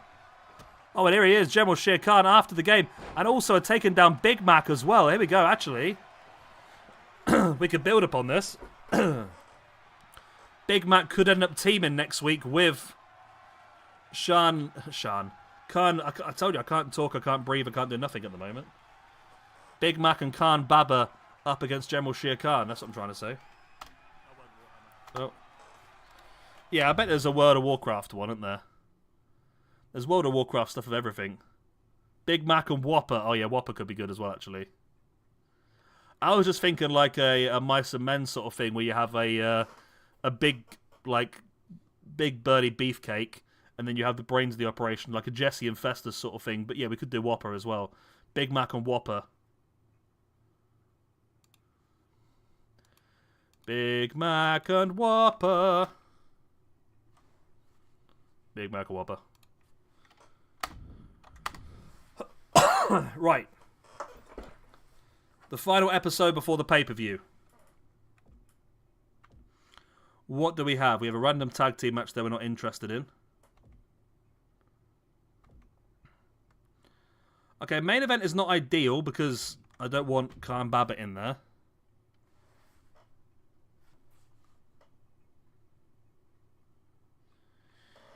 Yeah, I'm sure there probably would be a Warcraft one because that was probably... I played Warcraft again recently. I quite enjoyed it, to be honest. Okay, so I want to do... That's fine, we'll stick with this. But I want to change this person to... Let's do Yamazaki Show. We haven't seen him in a while, so let's do that. Save that. And then enter... Okay, well, it doesn't matter because we've just decided we're going to do Bam Bam's one anyway. Okay. I don't want these two to fight again. Mid-match announced attack. Okay. That's fine then. Let's remove that action and we'll stick with this one then. Yeah, that works. Right, is there anyone we want to see on this show? Is there anything we need to do? We need to do the tag team match, don't we really? So let's get that in here. So 2-on-2, tornado tag. This is Popple Vu versus Thunder and Lightning. Thunder, Lightning, X-Palanque and Hunapoo. Going up against the team of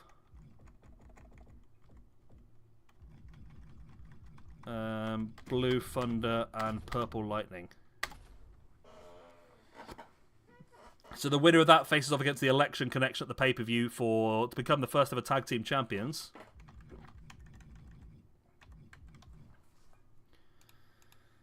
You want to see some luchas? Well, we got that lucha in already, but I think I was quite impressed with Quicksilver last time. Should we give Quicksilver a match? Quicksilver looked pretty interesting last time round, so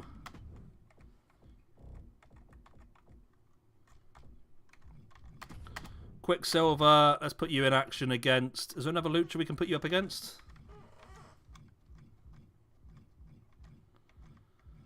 Who's not booked? Papa Mango is a cruiserweight.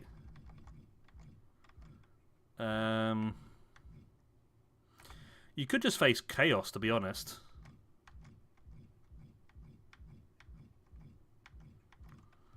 El Carnero being the champion. We could face you off against one of the other, like Dragon Verde or someone like that.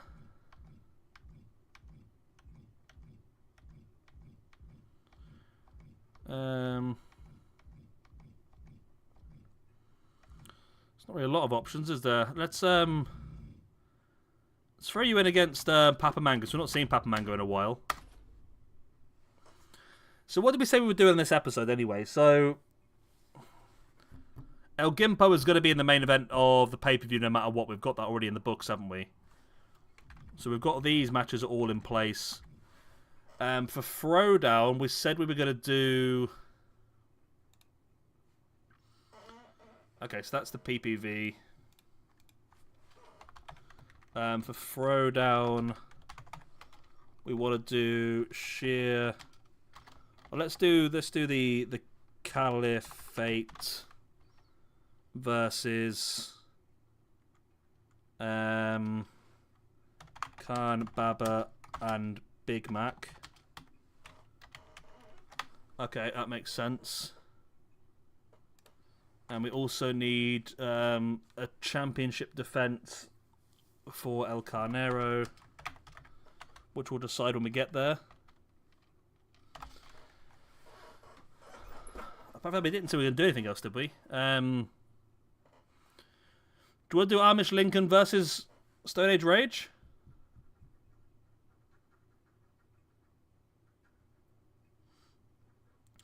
Yeah, it might be difficult on console. Oh. Yeah, that should be interesting because there's two... the way that Warcraft works, you've got lots of different factions, lots of different stuff like that, but it is literally Horde versus Alliance. So although there's lots of different factions, it literally is one massive war between... I'm assuming the way it works, they probably can split off and go their different ways, the way that Medieval Total War works, I suppose, couldn't it? But... I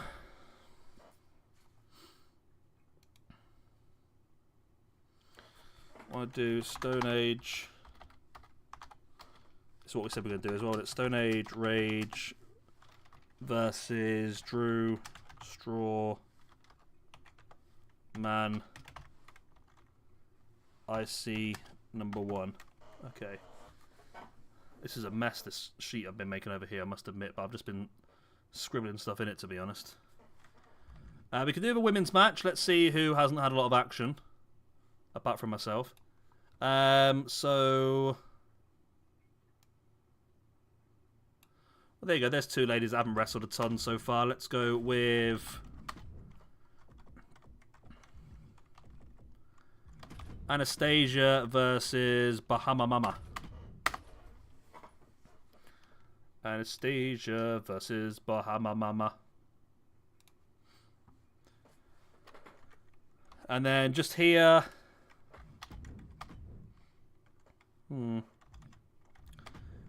Should we go with another Harold Winterguard match?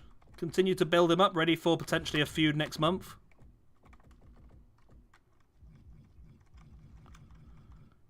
Spike Jizz. Not seen Spike Jizz in a while, have we? Okay, happy with that?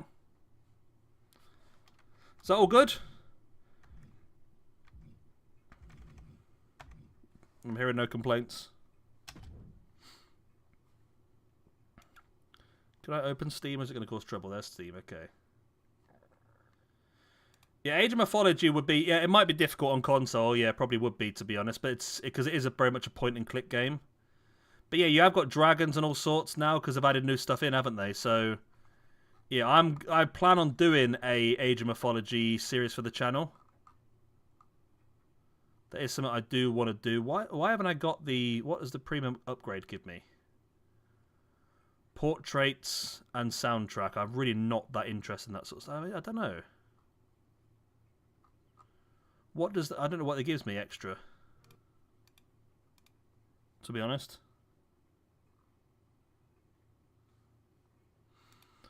Bam Bam should be #1, isn't he? Oh, he's not. Kristen New York's overtaken him. We do have 4 people on 6 ranking points. I mean, oh, what have I done here? Maybe after the pay-per-view we should do... Maybe we'll use the ranking points as a way to determine the #1 contender. If we've got several people at the top on equal points, we can do it that way. Either that or we could put Bam Bam into a match now and try and give him an easy win, but it's just not guaranteed. That's the problem.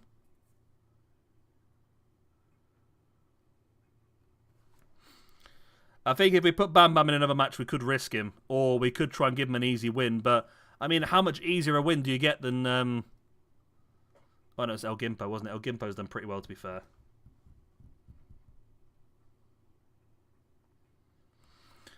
We'll stick with this for now. We've always got another show before the pay-per-view.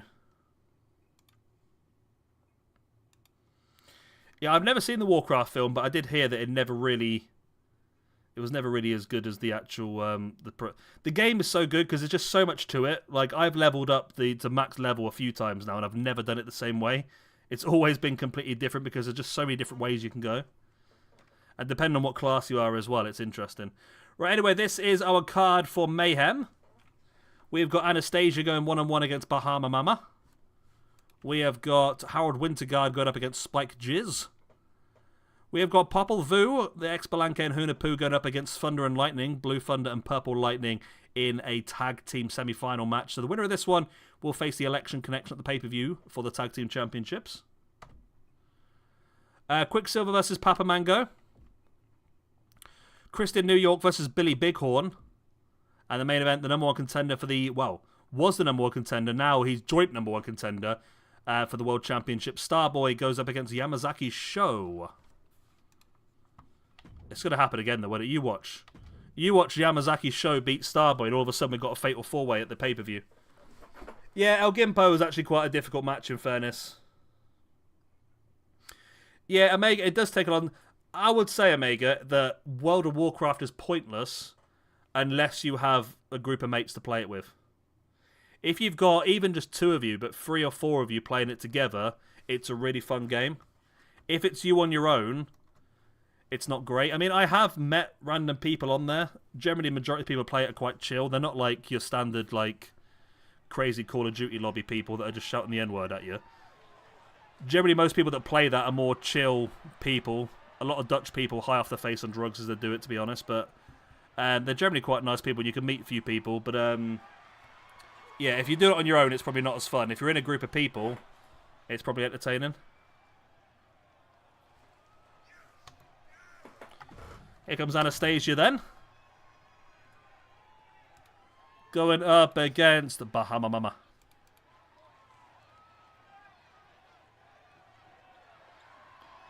Bahama Mama.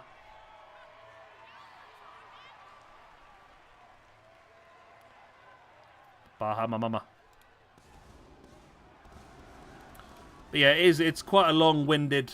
Like when I did it recently, and they were doing a special event where you could literally level up from 0 to 100 very quickly.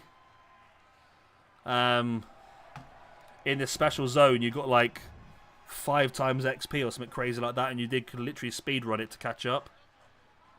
But if you're playing normally, it would take a while to get to top level, which is where the majority of the game actually is. But leveling up is part of the fun, I suppose.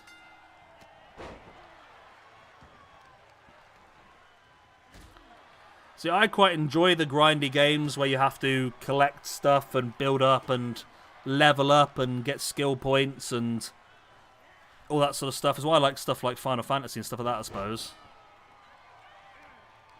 It's a bit like the Warhammer game. I quite like the Warhammer game, the online mode, because you have to... You level up your character, you earn skill points, you level up your weapons, you unlock perks, you level up your classes, you unlock all that sort of stuff as well. That's the sort of games that I do enjoy, to be honest. A lot of stuff where... Like, I've been playing GTA Online, and I've literally got everything you could possibly want, but now I'm just working through the career tab, just ticking off all the different achievements, like earn this much money doing this, and earn this much money doing that, and complete these missions without dying and stuff like that. I've literally been working through and doing them. If there's anything I can achieve, that's what I aim for.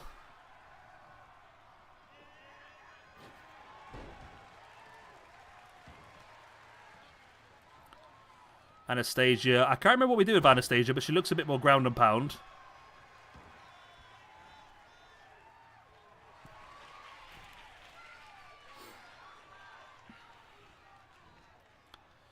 It stands for MMORPG, stands for Mostly Men Online Role-Playing Girls. That's what MMORPG stands for.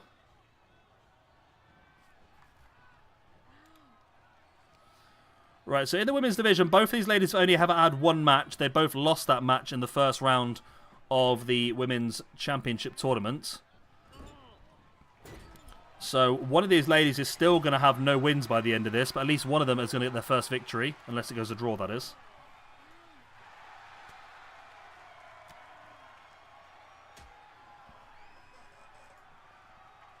Yeah, my favourite games are like...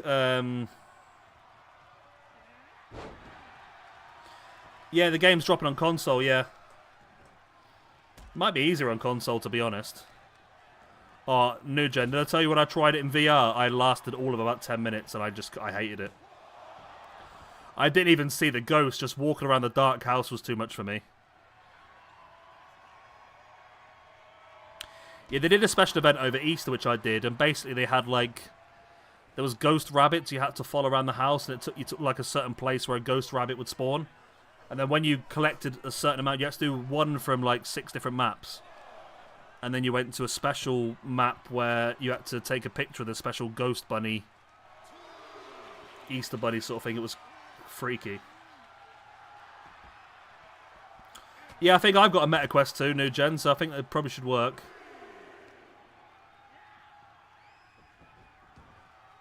Yeah, Pokemon, yeah. Have you ever played, I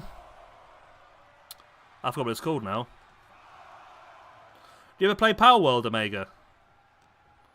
I really enjoyed Power World. It's basically Pokemon with base building. It was good fun.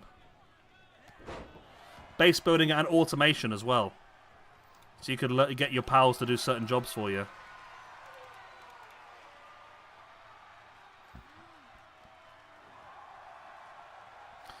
Yeah, Anastasia's basically a submission-based wrestler, I think.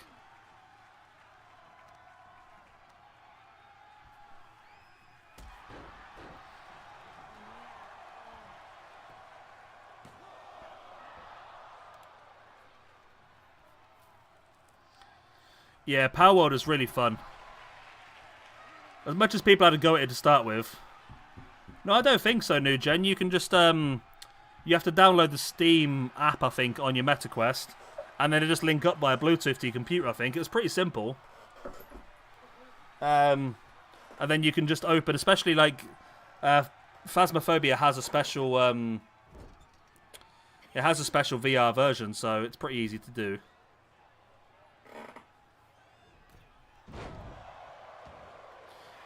Yeah, I think the Power World thing, they, apparently they're only getting into trouble for the sphere system. They're saying that the POW spheres are too close to Pokeballs, which they're true. They are the exact same thing, really, but... The actual game itself is really good fun, because it's basically Pokemon. It's a 3D open-world Pokemon game. With dungeons and boss battles and gyms, essentially that sort of stuff. But then you've also got the aspect of building your own base. And again, it's a bit grindy. You have to collect things and you build certain things. And then with those things, you build certain new weapons. And then with the weapons, you go and collect better equipment. And you sort of gradually get better and better and better. And you build better and better bases. And basically, you can automate a lot of jobs. So like you can set up farms and one of your pals would go and plant the seeds. And then another one would water the plants. And another one would go and harvest them. And then somebody would take the wheat that's been made from the farms and turn it into flour, and then someone will collect the flour and turn it into cakes, and it was it's a really cool idea. Omega, you seem like the sort of guy that's played Factorio before as well.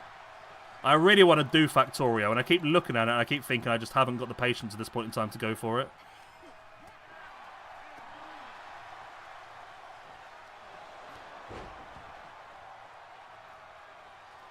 But Factorio is one of those games I really like the look of. I just never really done it.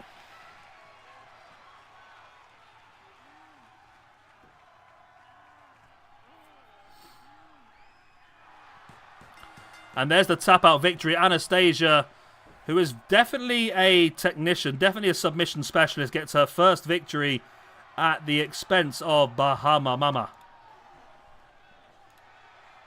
Boom.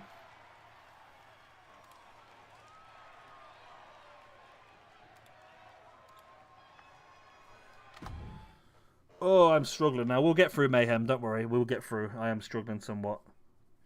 Obviously, I did have a lot of sleep last night. Like I said, AEW didn't finish till about 6 AM in the UK.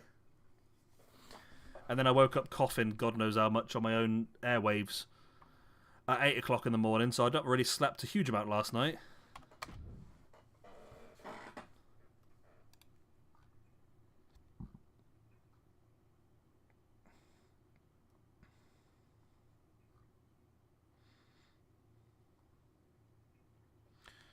Right then, Harold Winterguard won on his debut match in the last episode of Mayhem, defeating the also debuting Jax. So let's see how he gets on here against Spike Jizz. Can he make it 2 for 2? I hope so.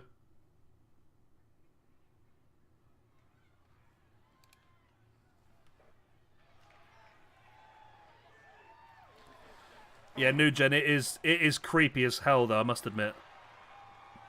I'm sure I've got some MetaQuest 2, because I think I brought the MetaQuest 2, then they released the 3 the next week and I wasn't aware, so I really probably should have just waited.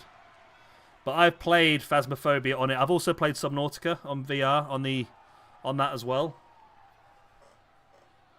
But yeah, if you can get Phasmophobia working, it's pretty simple. I think when I set it up, Phasmophobia is probably one of the easiest games to do because it's all set up for you. Unlike stuff like when I tried to do Fallout, I gave up on Fallout in the end.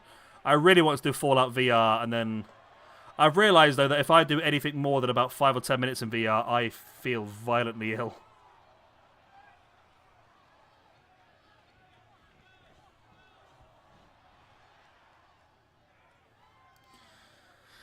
Yeah, Subnautica was really cool because like in the ocean it looks really nice. The problem is that I had trouble getting the controllers working. They were sort of inverted and it was really annoying. I managed to get my PlayStation controller working on it one day with the VR headset and the PlayStation controller, but that doesn't seem to work anymore. Oh. YouTube is not receiving enough video to maintain streaming.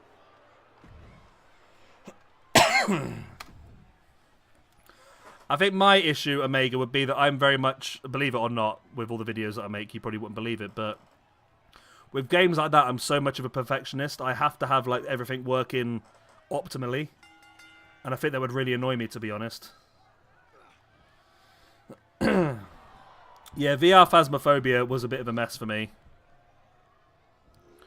And just walking around a dark house was just so freaking creepy. I keep saying I'm going to do it and record it though for YouTube, especially when it comes towards Halloween. Doing VR Phasmophobia, I think would be... well, it'd just be a video of me screaming like a little girl for 20 minutes, to be honest with you.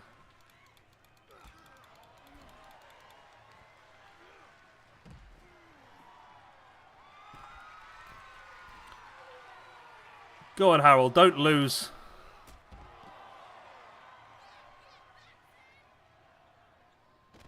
I believe in you.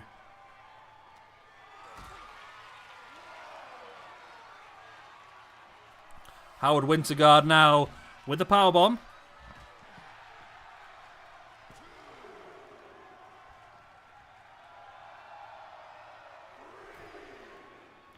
Both guys back in the ring. I mean, if Harold Winterguard wins here, he'd be looking pretty good. 2 wins from 2 would probably help him get himself in a decent position for next month. Yeah, I mean, I'm pretty good with... when I first played Phasmophobia, it did freak me out a lot, but it doesn't seem to bother me too much now unless something really does creep me out. But when I did VR, I'd literally just walking around the house, even before the ghost even showed up, just walking around the house was just too much for me.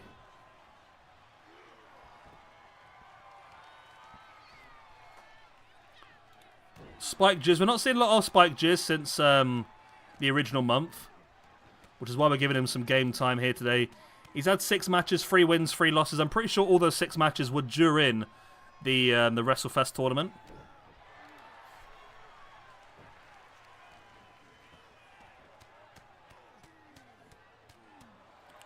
Those strikes in the face. Yes, you can, yeah. I think you can play it sitting... oh, actually, I don't know, actually, because if you're sitting down, it thinks you're crouching. Because I think that's the problem I had. It's been a while since I tried it. But I think, yeah, if you're sitting down, it thinks you're crouching, so it might be a bit of a trouble. But yeah, that's the thing that gets me, is when your character's walking around and you're just stood there. That's the thing that really makes me go funny. You might be able to change the settings, I don't know, but... I've got a feeling, yeah, if you're sat down, the game thinks you're crouching. Because obviously you do need to crouch in-game, because if you drop a piece of equipment on the floor, you have to crouch to pick it up.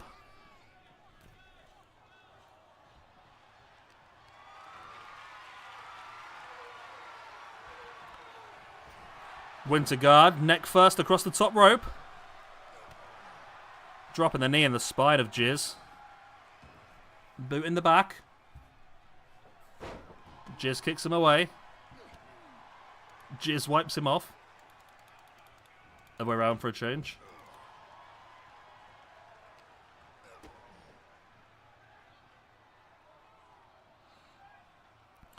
What a powerbomb. That was brutal. Wow.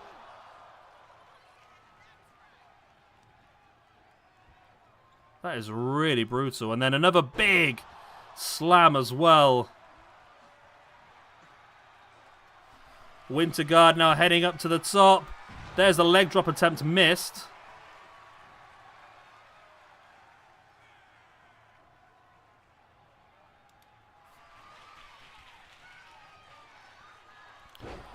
Jizz with the neck breaker.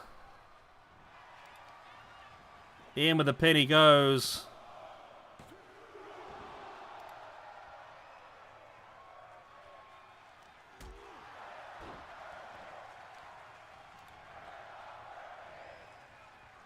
We're not worthy.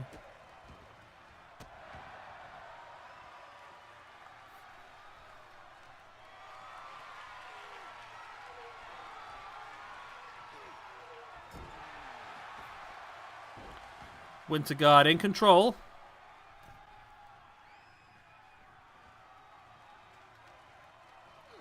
Can he finish him off though?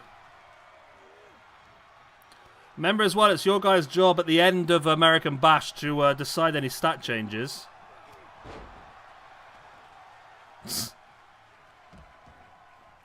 I've got mine plugged in all the time because I've realised that my VR charging cable also charges my phone and my PlayStation controller. So mine is on my desk at all times now.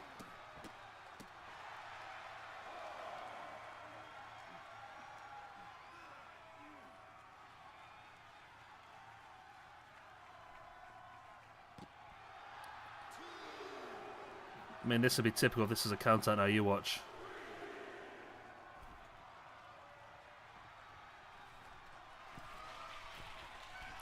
Winterguard up on top. Dropping the knee.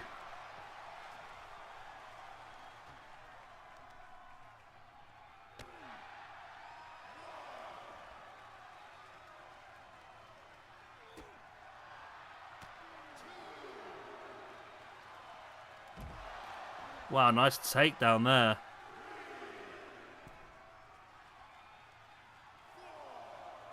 Spike Jizz going to go for the dump now? No. He has broke the referee's count though, which has helped us.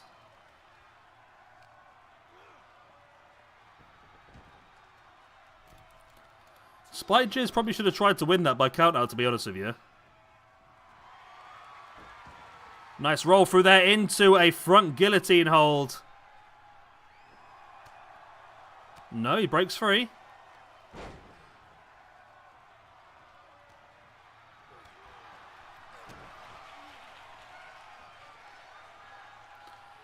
And now in with a sit-out powerbomb. Surely Winterguard has got to get this now. Surely. Nope, still not.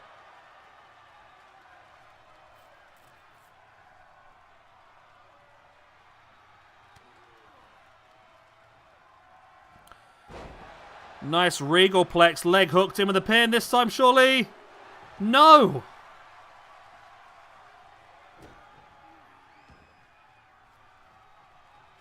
What is going on here?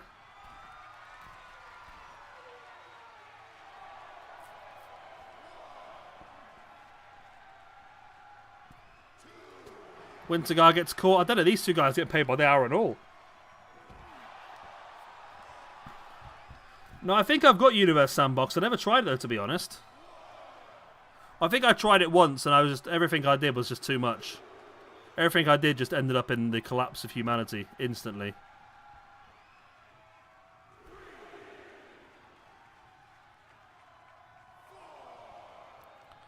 Winterguard brings Jizz in the hard way. And another big powerbomb, surely. Surely.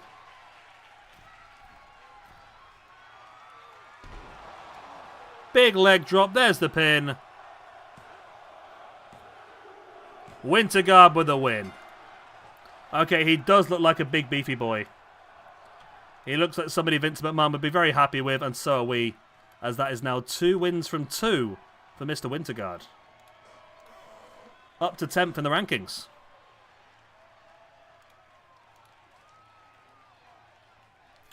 Because I'm stupid, New Gen, I get caught so badly by the classic Steam sale. Buy this game now, it's 70% off. Okay, I'll buy this game right now because it's 70% off. Proceeds to never play it ever. But I brought it because it was cheap.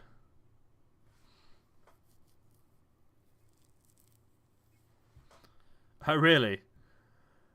I got pretty good. I did actually record the whole, like, 30 episodes of King of Retail for the channel, but I just realised I don't think it's a very good recordable game. Just because everything takes so long. Like, I remember spending 40 minutes on one video just putting shirts on a rack, and I thought, no fucker's going to watch this. I mean, possibly I could, like, cut away segments and just do, like, more of a roundup of sort of things that we're doing. But to sit there and watch me put shirts on a rack for 40 minutes, you'd have to be a real proper nerd to do that, I think. Isn't there King of Retail 2 coming out soon, isn't there? Oh god, watching the Earth get destroyed in first person. So the winner of this one then, by the way, will be getting... we'll be getting the Tag Team Championship match against the Election Connection at the Great American Bash to be crowned the first ever Tag Team Champions.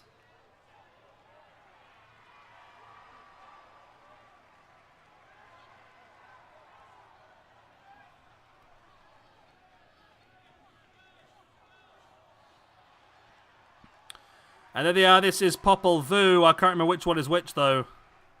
I think that is Hunahpu on the left and Expalanque on the right. Hunahpu is the white with the black accents.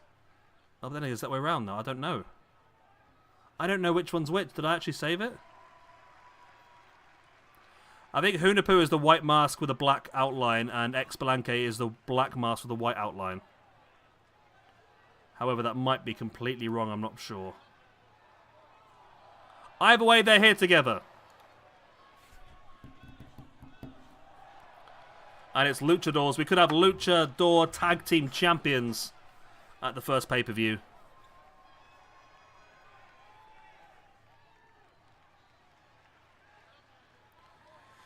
Yeah, there's Hunahpu on the left, Expalanque on the right. Yeah, they are. Thunder and lightning. The absolute interesting tag team that is Thunder and Lightning.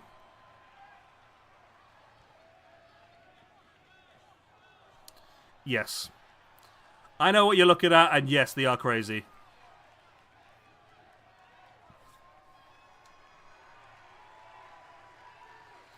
But these crazy critters could be your first ever tag team champions if tonight goes well. Only the Election Connection would stand in their way.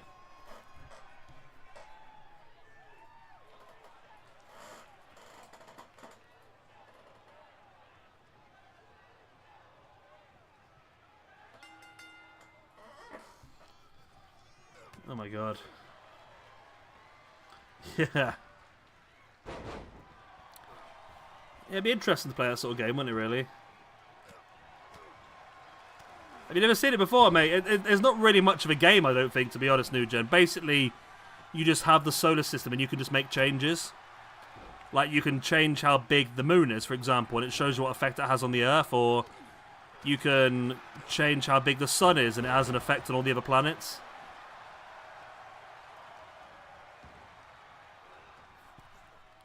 I think I might have played the very first one, but this is a newer one now, I think, isn't it?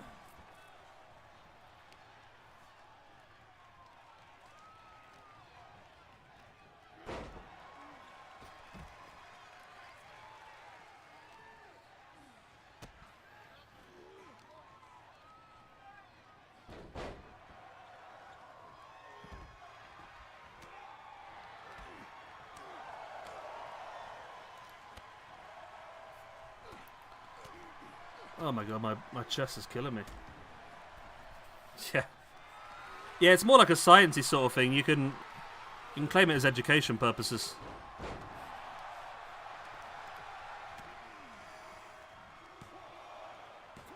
I'm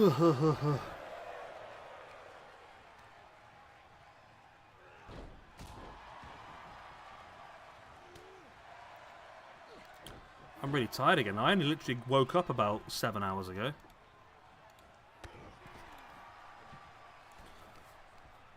So I must have had about 6 hours last night. That's about it, really. But say I've got the week off, so I can easily catch up this week.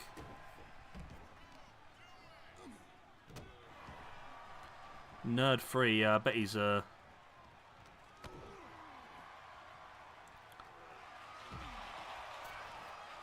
Yeah, I bet some of these people are so good with that sort of stuff. I found that I always just did too much, I think, and it just caused trouble. Sent on bomb by Blue Thunder. This could be enough. No, it's only a 2 count. I thought it was going to be pretty quick.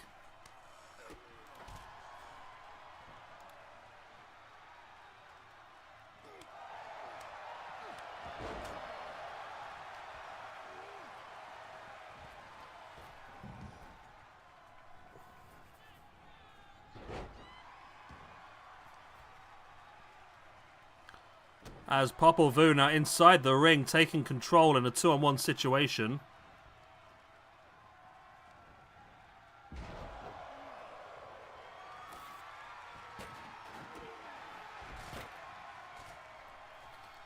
God, it's terrible. Nice clubbing blow into the back, then into the corner. Big running forearm. Watch the galaxy. You can do outside of our solar system now then, can you, Omega? Or is it just literally our solar system? I think when I did it before, it was just our solar system, I think. But I think you can go to other ones, can't you? Like, you can go to, like, Beetlejuice and stuff like that. Why have I got an Elvis Presley song on my... Oh, that's my work video.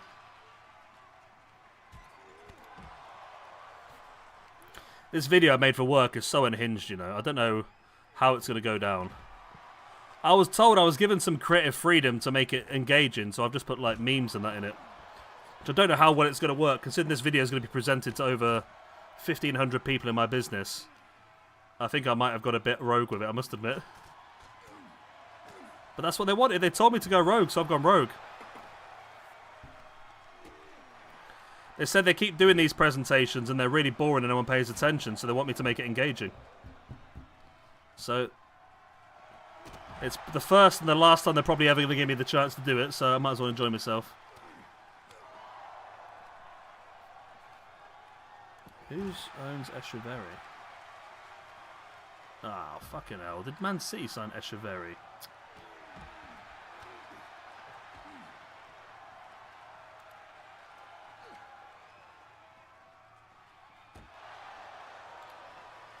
So this really could go either way at this point in time. Both guys are in full control. It's very back and forth as well. I'm aware I'm not making a ton of sense. I do apologise, but I'm trying my hardest.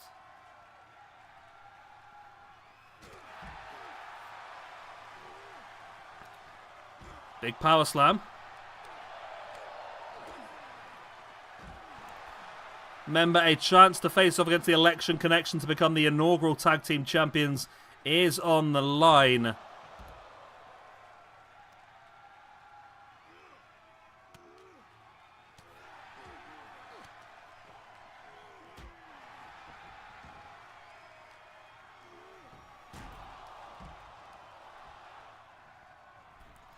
Ex-Palanque back in the ring now with Purple Thunder. Blue Lightning crushes him in the corner.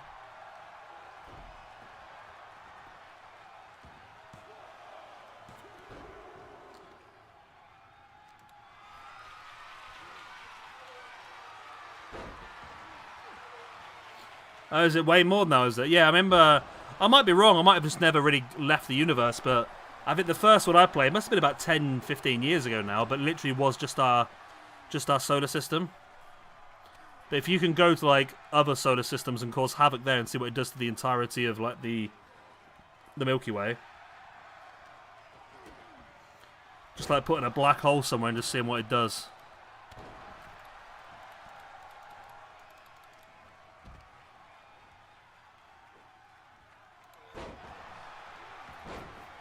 It's not looking good now for Popol Vuh. Thunder and Lightning definitely in control.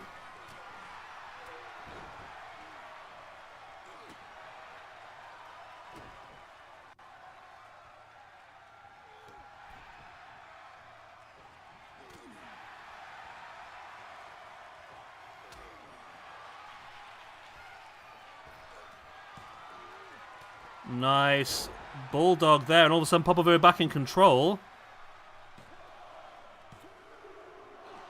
Oh.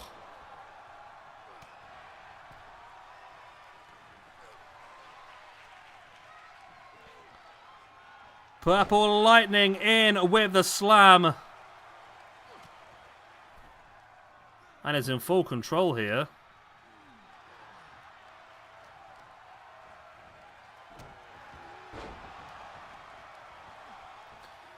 There's just a lot of action going on. None of it really seems that controlled. Here's the attempted... It looks like El Gimpo could actually be a good fit for these two, you know. If El Gimpo ever wants to go face, he could join up with Thunder and Lightning as a trio. There's the pin by Purple Lightning. Oh, referee only got to a 2 count. Expalanque was very confident his tag team partner was going to kick out there. Still only a 2 count.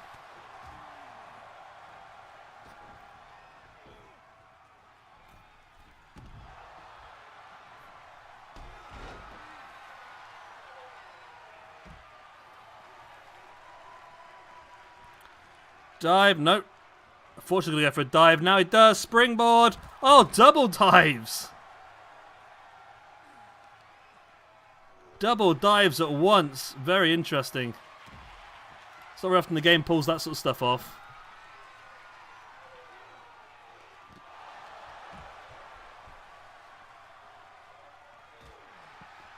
Spawn Beetlejuice, my god. The Thunder from Down Under.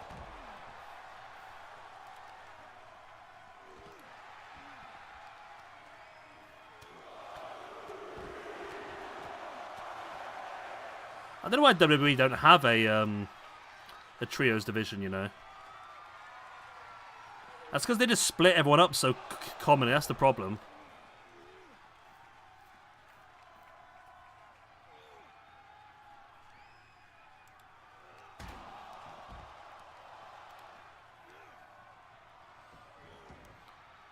As it's still very back and forth. It literally could go any way at this point in time.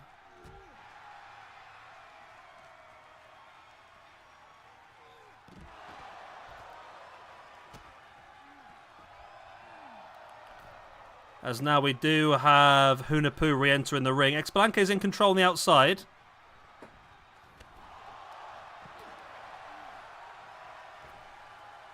Springs over the top, gets caught. And now in with a power bomb. And now looking at, I think he's going to poison Rhino, spins it around into the Hurricanrana.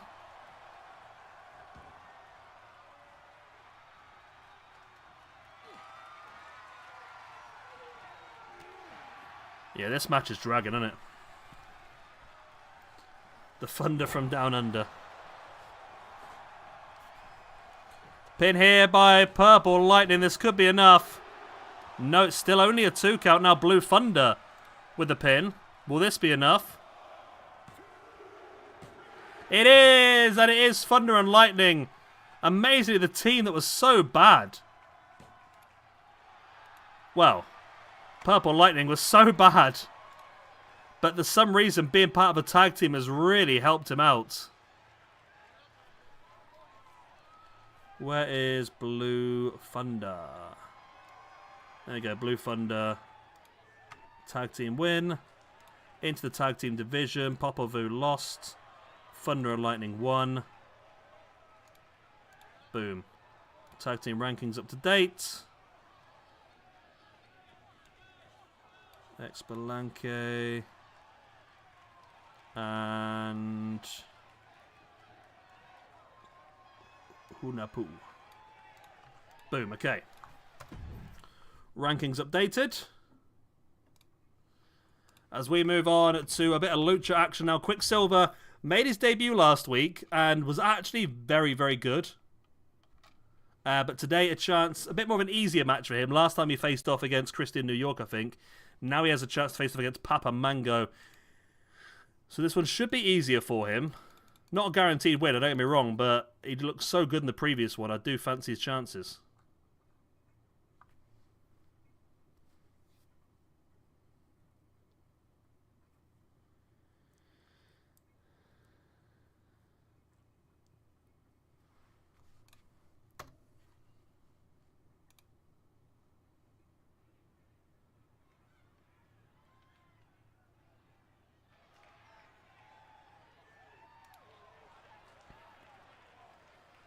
Alright, here we go. Yeah, it literally has all been Blue Thunder, hasn't it, at this point? Here he is. He's quick. He's shiny. It's Quicksilver.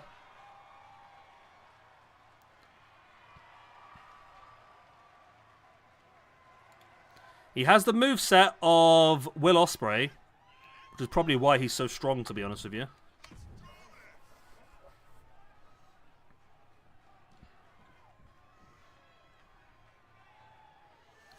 Going against the guy who's a papa of a mango.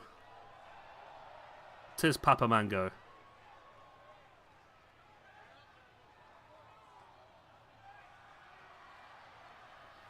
I think I did actually change Papa Mango's attire, didn't I? I made him more black and orange rather than all the random colours he had.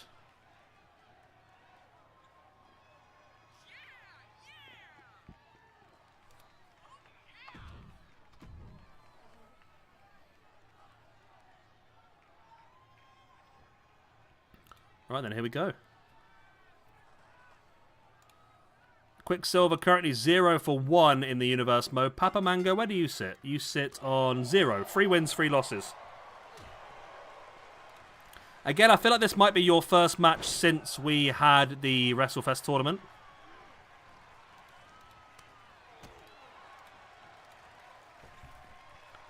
Quicksilver just springing around the place doing some random stuff.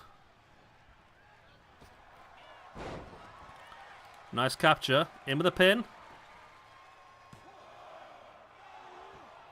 Only a 1 count.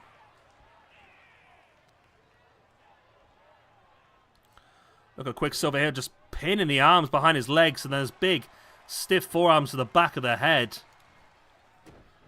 He's quick. He's shiny. Yeah.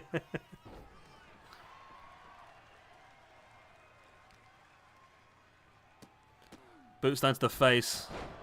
Yeah, Disney would not be impressed with that, would they?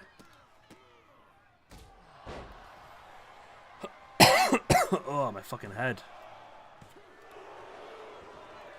Every time I cough, my head hurts. Then I should probably stop coughing.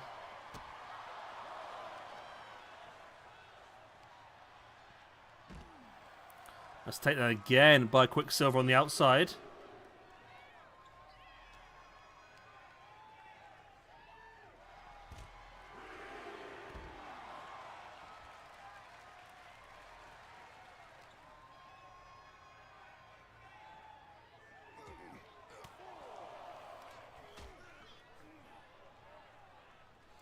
The cat is officially now asleep. I repeat, the cat is asleep. Probably does mean I can shut the back door because it's fucking freezing in here. Nice wrenching back at the legs here by Quicksilver.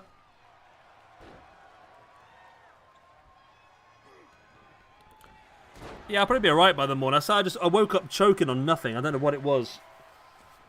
And it took me a good 20 minutes to stop coughing this morning. And when I woke up, yeah, my chest is killing me.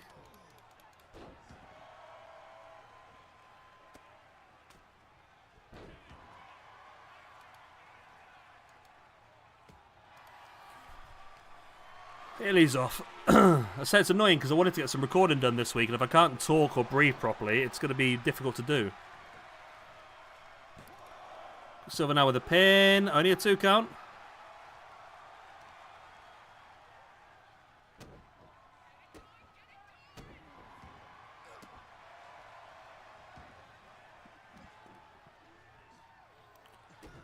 There's a boots on the side of the head now by Quicksilver.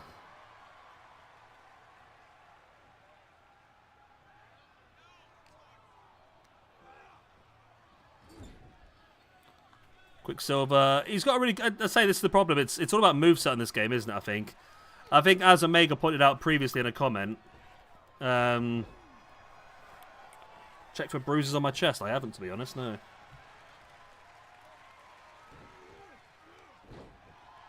I think what might have been as I was asleep, I had a fan on last night, and I think if I might have fell asleep, my mouth open looking at the fan, and I think it just spraying down my throat. I think that's just dried me out, I think, a bit. Yeah, I think Omega pointed out a long time ago that certain movesets are a lot more better on this game.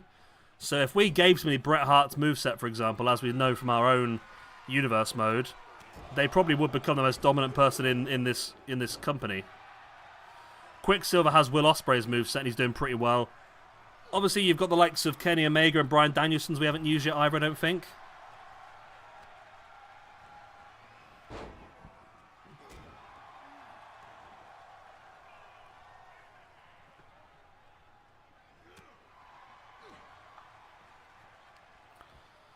Papa Mango into the corner, running forearm.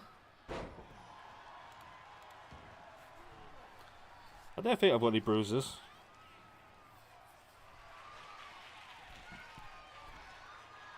I do need a drink, so I'll have a cold beer when this is finished. In with the hayseed drop, as it's called on this game, the coffin drop. I need a 2 count. Come on, Quicksilver, show your abilities here. Come on, my man.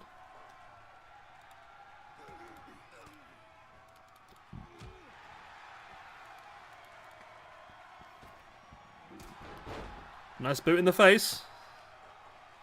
And again, locking those arms.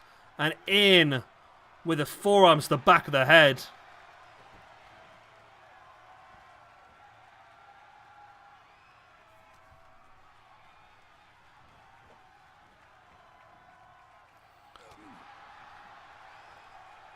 God, so the local sheriff where Trump's currently doing his rally says that they've stopped another assassination attempt, he reckons, tonight. God. There are some mad people around, aren't there?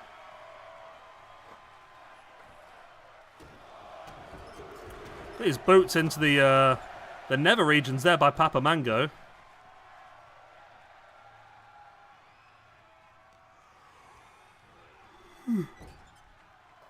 How am I tired? It's the lack of oxygen gets to my brain. There is the butterfly powerbomb. Quicksilver now backing away into the corner. Is he thinking hidden blade? No. Flipping DDT. In with a pin. No, only a 2 count. Quicksilver can't believe it. Quicksilver is our hologram, but like the opposite way around, where he can't win matches. Although he's going to go in here. Canadian Destroyer. And Quicksilver, no, still doesn't get his first win.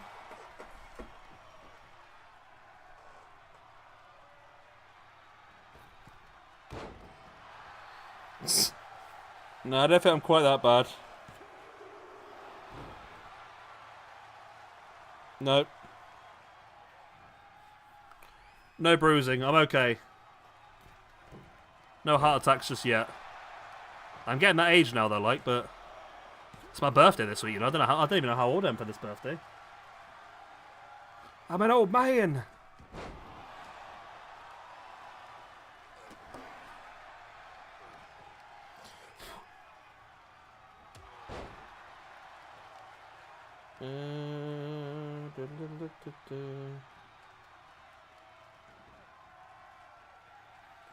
What is he talking about?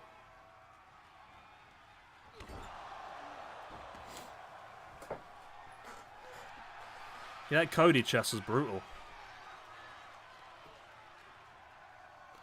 Figure 4 leg lock locked in here by Papa Mango. What's going to happen to Pentagon now, you know? Now that they've... well, not officially yet, but now it looks like they've put an extra 9 months on Phoenix's contract. I wonder what happens to Pentagon. Does he sign a new contract for 9 months while Phoenix is still there? Or does he go to WWE on his own? Does he go off camera for you? Oh, come off it, game. How was Papa Mango won that match? Papa Mango gets the win over Quicksilver. And Quicksilver, after another dominant performance, he had such a good performance in his first match. Again, another very good performance. And loses to Papa Mango. Who looks an absolute mess at the end of this match, by the way. Look at that face. Yeah, I haven't torn me pec. I'm not even sure if I've got a pec, to be honest with you. I know it's there somewhere, but who knows. Christian New York got up against Billy Bighorn.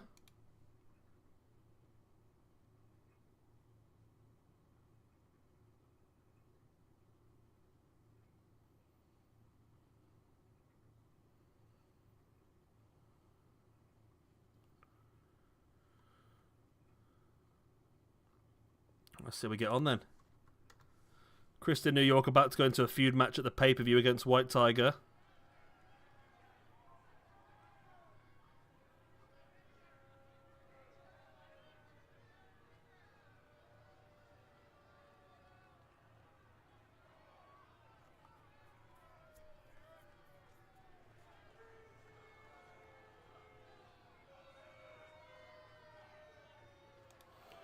Here he comes. The Prince of Darkness.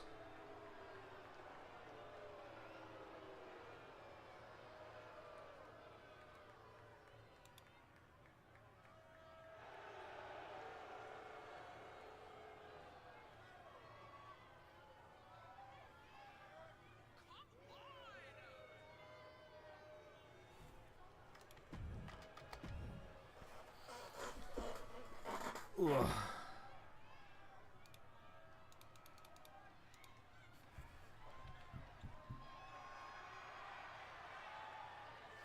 That's true, yeah. Billy Bighorn, the biggest of the horns. And the biggest of the Billies. Yeah, this universe mode is just still a bit ropey, isn't it, really? I mean, I like the way we can now put our own cutscenes in, but it's still just very difficult. And, I mean, we did all the cutscenes for Throwdown, and none of them actually worked. So let's see what happens. Christian New York, of course, one of our main eventers in this universe mode.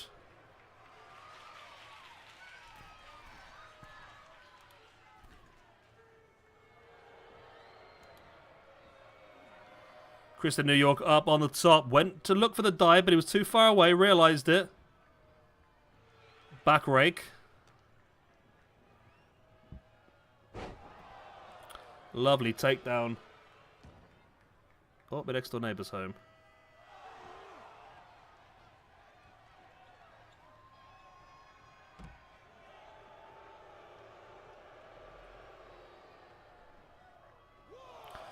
So Christian New York is looking good. Oh my god, he landed on his head.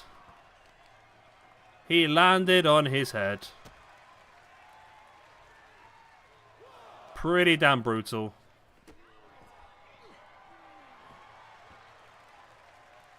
He landed on his head.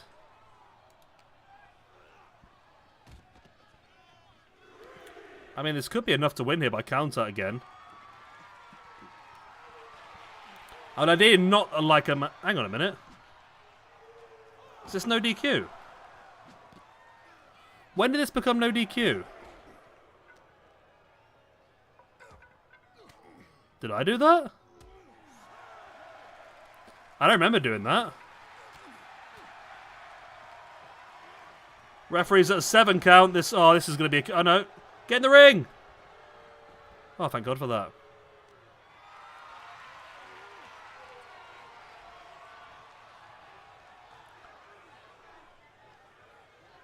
In with a running power slam.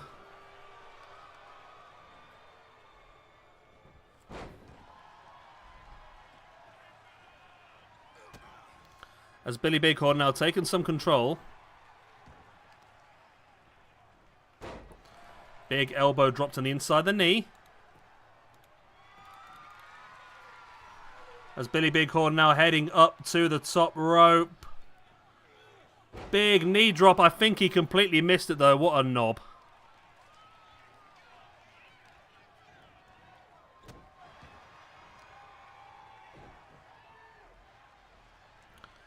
That Billy Bighorn launching Christian New York across the ring. Now just throwing him around. And where is he going now? Is he looking for another weapon? He's going back for the baseball bat, is he? Yep.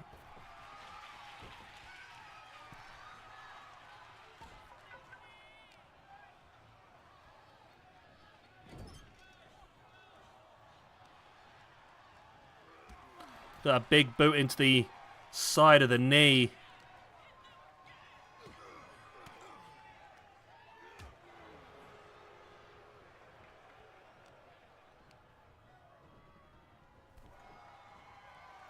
Billy Bighorn, big strike in the face. Got Nugent making his own dinner and everything. What you got, Nugent? Anything nice? What's a typical American meal I think you have? Are you having sloppy joes? That's not a UK thing, by the way, sloppy joes. No, he's very much of Mice and Men, isn't it? Did you ever do that at school? That was one thing we had to do at school, was of Mice and Men. It's where the Jesse and Festus whole thing came from. You've got the stupid guy, but he's big and strong, and you've got the brainy one that basically controls him. Chicken tacos. Oh, that's not bad, actually. But have you ever tried beans on toast? That's the question. Americans seem always really freaked out by the concept of beans on toast, but it is very nice, I promise you.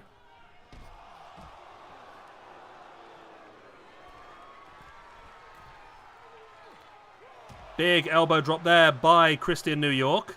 If Christian New York wins here, by the way, he will go above the rankings.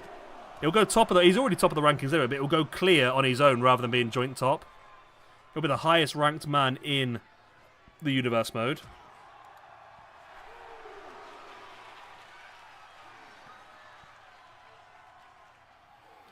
Beans on toast. I don't know if your beans are different to ours, I must admit. That's the one thing I don't know. But a bit of toast with tons of butter and beans, so the butter melts. It's lovely. Stick a bit of cheese on there as well.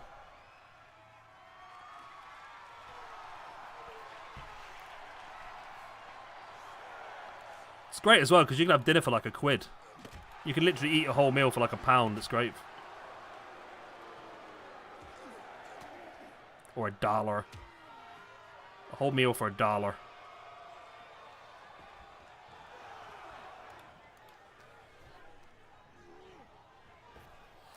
Yeah, I think that's probably when we would have done it roughly the same sort of thing. But yeah, it's the same sort of concept. I think that's what it was. That's what the whole Jesse and Festus thing was. You had the brainy one and you had the big, strong one who had to be led by the brainy one. Which does mean that the pink ram is the brainy one. That's the only worrying thing. But without the pink ram here, Billy Bighorn doing a very good job against one of the top-ranked men in the universe mode. And he's almost beat him here.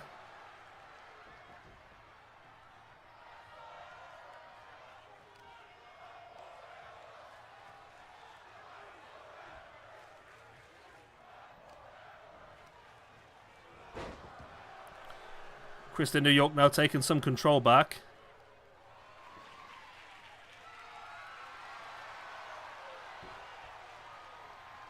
There's the kendo stick right across their head. Into the horns. Taking down the big redwood by the ankles. £1 in real dollars. You're looking at probably, what's it now? $1.20, $1.30, something like that. I mean, you're looking at 1 tin of beans and about 3 slices of bread. It's a really cheap meal when you think about it. I got a free loaf of bread yesterday. I had Uber Eats deliver me some milk and some beer. And for some reason, they just gave me a loaf of bread as well. So I got free bread.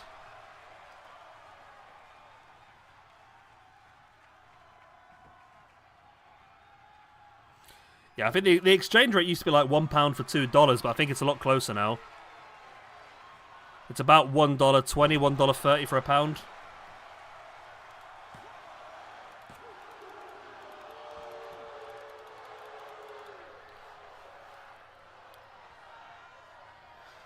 Yeah, this is just a weird one for me still with this, you know. It's, I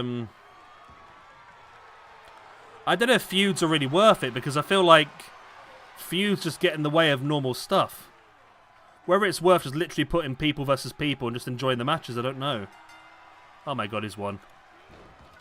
Christian New York, one of the most... yeah. Billy Bighorn! That is Billy Bighorn's first ever victory in the Universe mode, and it comes at the hands of the highest ranked man in the entire company. But there we go. Yeah. One brain cell between them. But again, no cutscene. Where are these bloody cutscenes? I think the cutscene only works there if it was a win for Christian New York, which it should have been a win for Christian New York, really. That's what I would like, if we can say who wins and who loses. With the way that we're doing the Universe mode, I think it would make more sense if we defined a bit like how it works in GM mode. We decide who wins and who loses.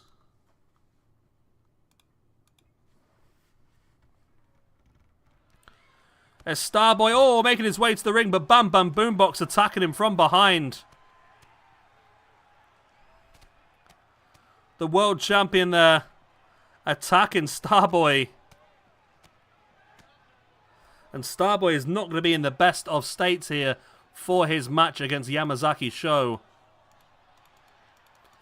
I mean, if Yamazaki Sho wins here, where does that put the World Championship match?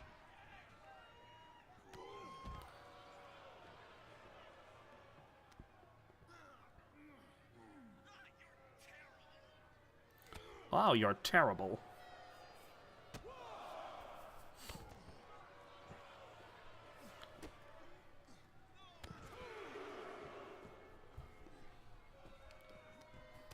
We will call this the last match of the night, I think, because I am struggling somewhat. So, we go for 2.5 hours. It's not bad, though, to be honest.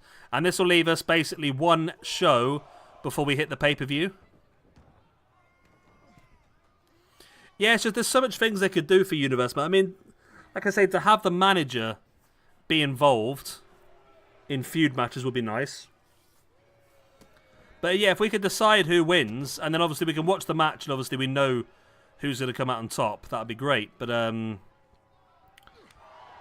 that's why I say it's hard to do a proper feud, because...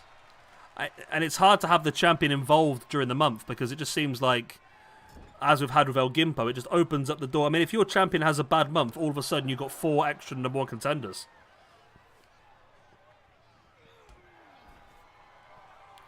Which is why Starboy as the champion would work, I think, better than Bam Bam Boombox, because at least Starboy can hide behind the rest of his stable, whereas Bam Bam Boombox has got no one to hide behind.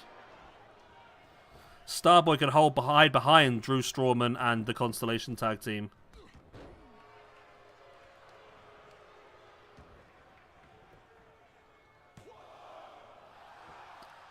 Only a 1 count.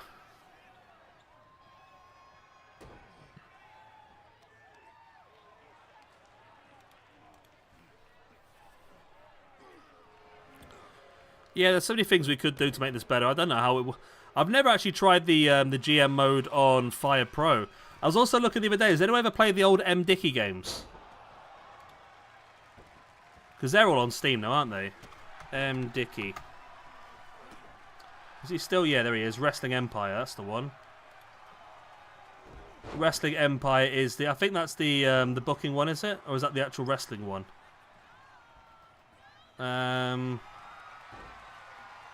Maybe that's not the one I'm thinking of then. Maybe it is...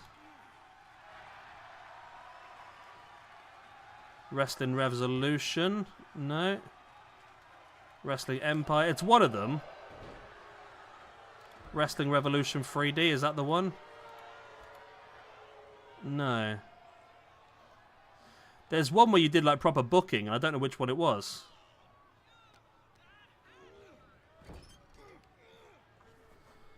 Most recent one is the best one. Oh, all the games have booking and wrestling. Okay.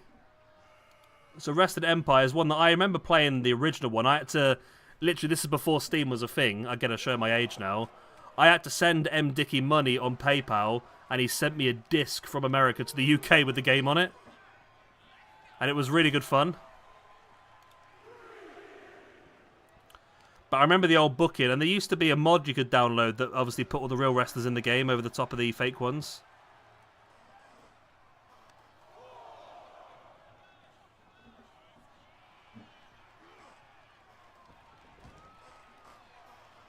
Oh yeah, beans, beans, the magical fruit. The more you eat, the more you toot.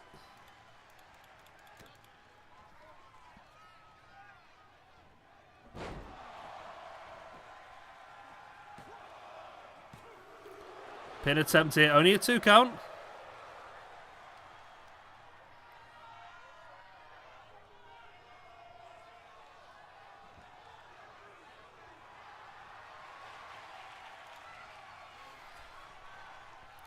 Oh, lovely. Again, into the cattle mutilation submission hold here by Yamazaki Sho.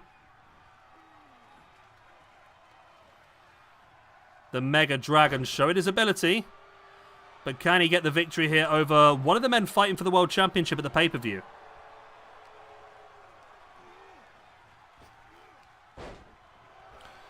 Yeah, you got the M. Dickens. Also, the we never really did a lot with, what was it called? Wrestling something or other, wasn't it? Wrestling M... No? Pro Wrestling Sim? Is that still good? I've got TEW as well. Total Extreme Wrestling, but it's 2010. What's Tempest? I've got some weird games I didn't even know that I own. I've got a game called Tempest. I've never even heard of it before. Is it Pro Wrestling Sim? Yeah, Pro Wrestling Sim. I mean, they're still doing updates on it. Tournaments and that sort of stuff. Yeah. I remember when we did Pro Wrestling Sim before, and it was... There was some really good stuff with it. Is there like an up-to-date August 2024 update? October 2024 updates? There is like some cool stuff.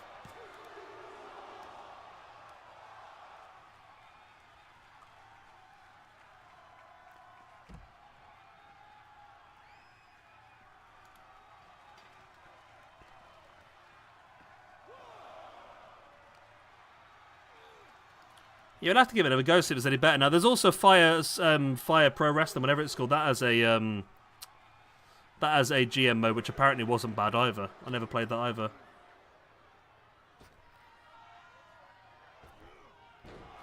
Yeah, that's the thing with that sort of stuff, isn't it, New Gen? You can think of all this really cool stuff yourself, but unless you tell people about it, it's difficult, isn't it, really?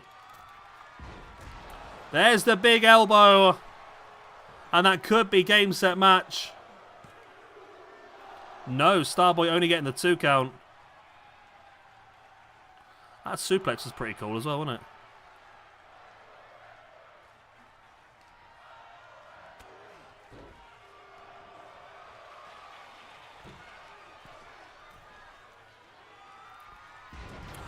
Big elbow again. That has got to be the day now, hasn't it? Referee distracted her by the top turnbuckle pad. Referee! Refa-frickin-ree! I'm guessing I was wrong then by what I said in Discord yesterday. I said that I really feel like Nigel McGuinness might end up being one of the guys on Brian Danielson's side against the BCC. Obviously, that's not going to happen now. I mean, he could still be part of it, I think, because you could see he was very much still in character yesterday, and as much as he said that he doesn't like Danielson, he was sort of... The way he was acting was very different. It's almost like he's gained the respect for Danielson that he never had before, and now, potentially, he could be someone that does go up against Moxley.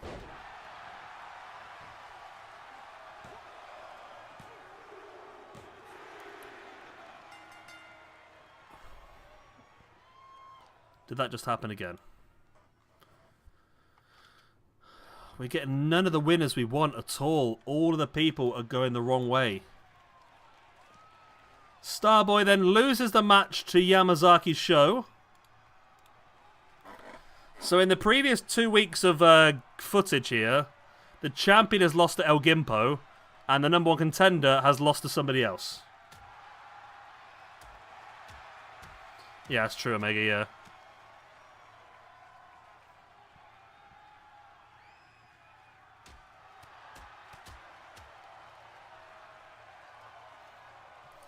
It's just a shame it's so difficult to make those bookings become real, isn't it? I mean, even in this, there's just... At least we've got a cutscene today, but there's so many things that we want to make happen that just don't seem to happen. It's quite frustrating.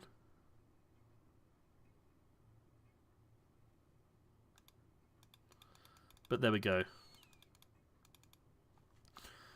I think that will have to do us for tonight, because I am struggling. I am struggling.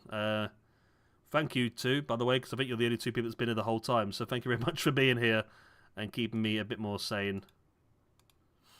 We had 61 unique viewers, average time of 6 minutes and 49. Yeah, thank you very much, guys. Ugh, yeah, I think I'm going to leave that for now. I'll say I am free for the week, so potentially if we can find a time that suits everyone, I can stream again midweek, but yeah, we'll see how it goes. Right now, I'm going to love you and leave you, because I need to go and have a very nice cold beer and make my throat feel better. I love you all. Goodbye. Bye-bye.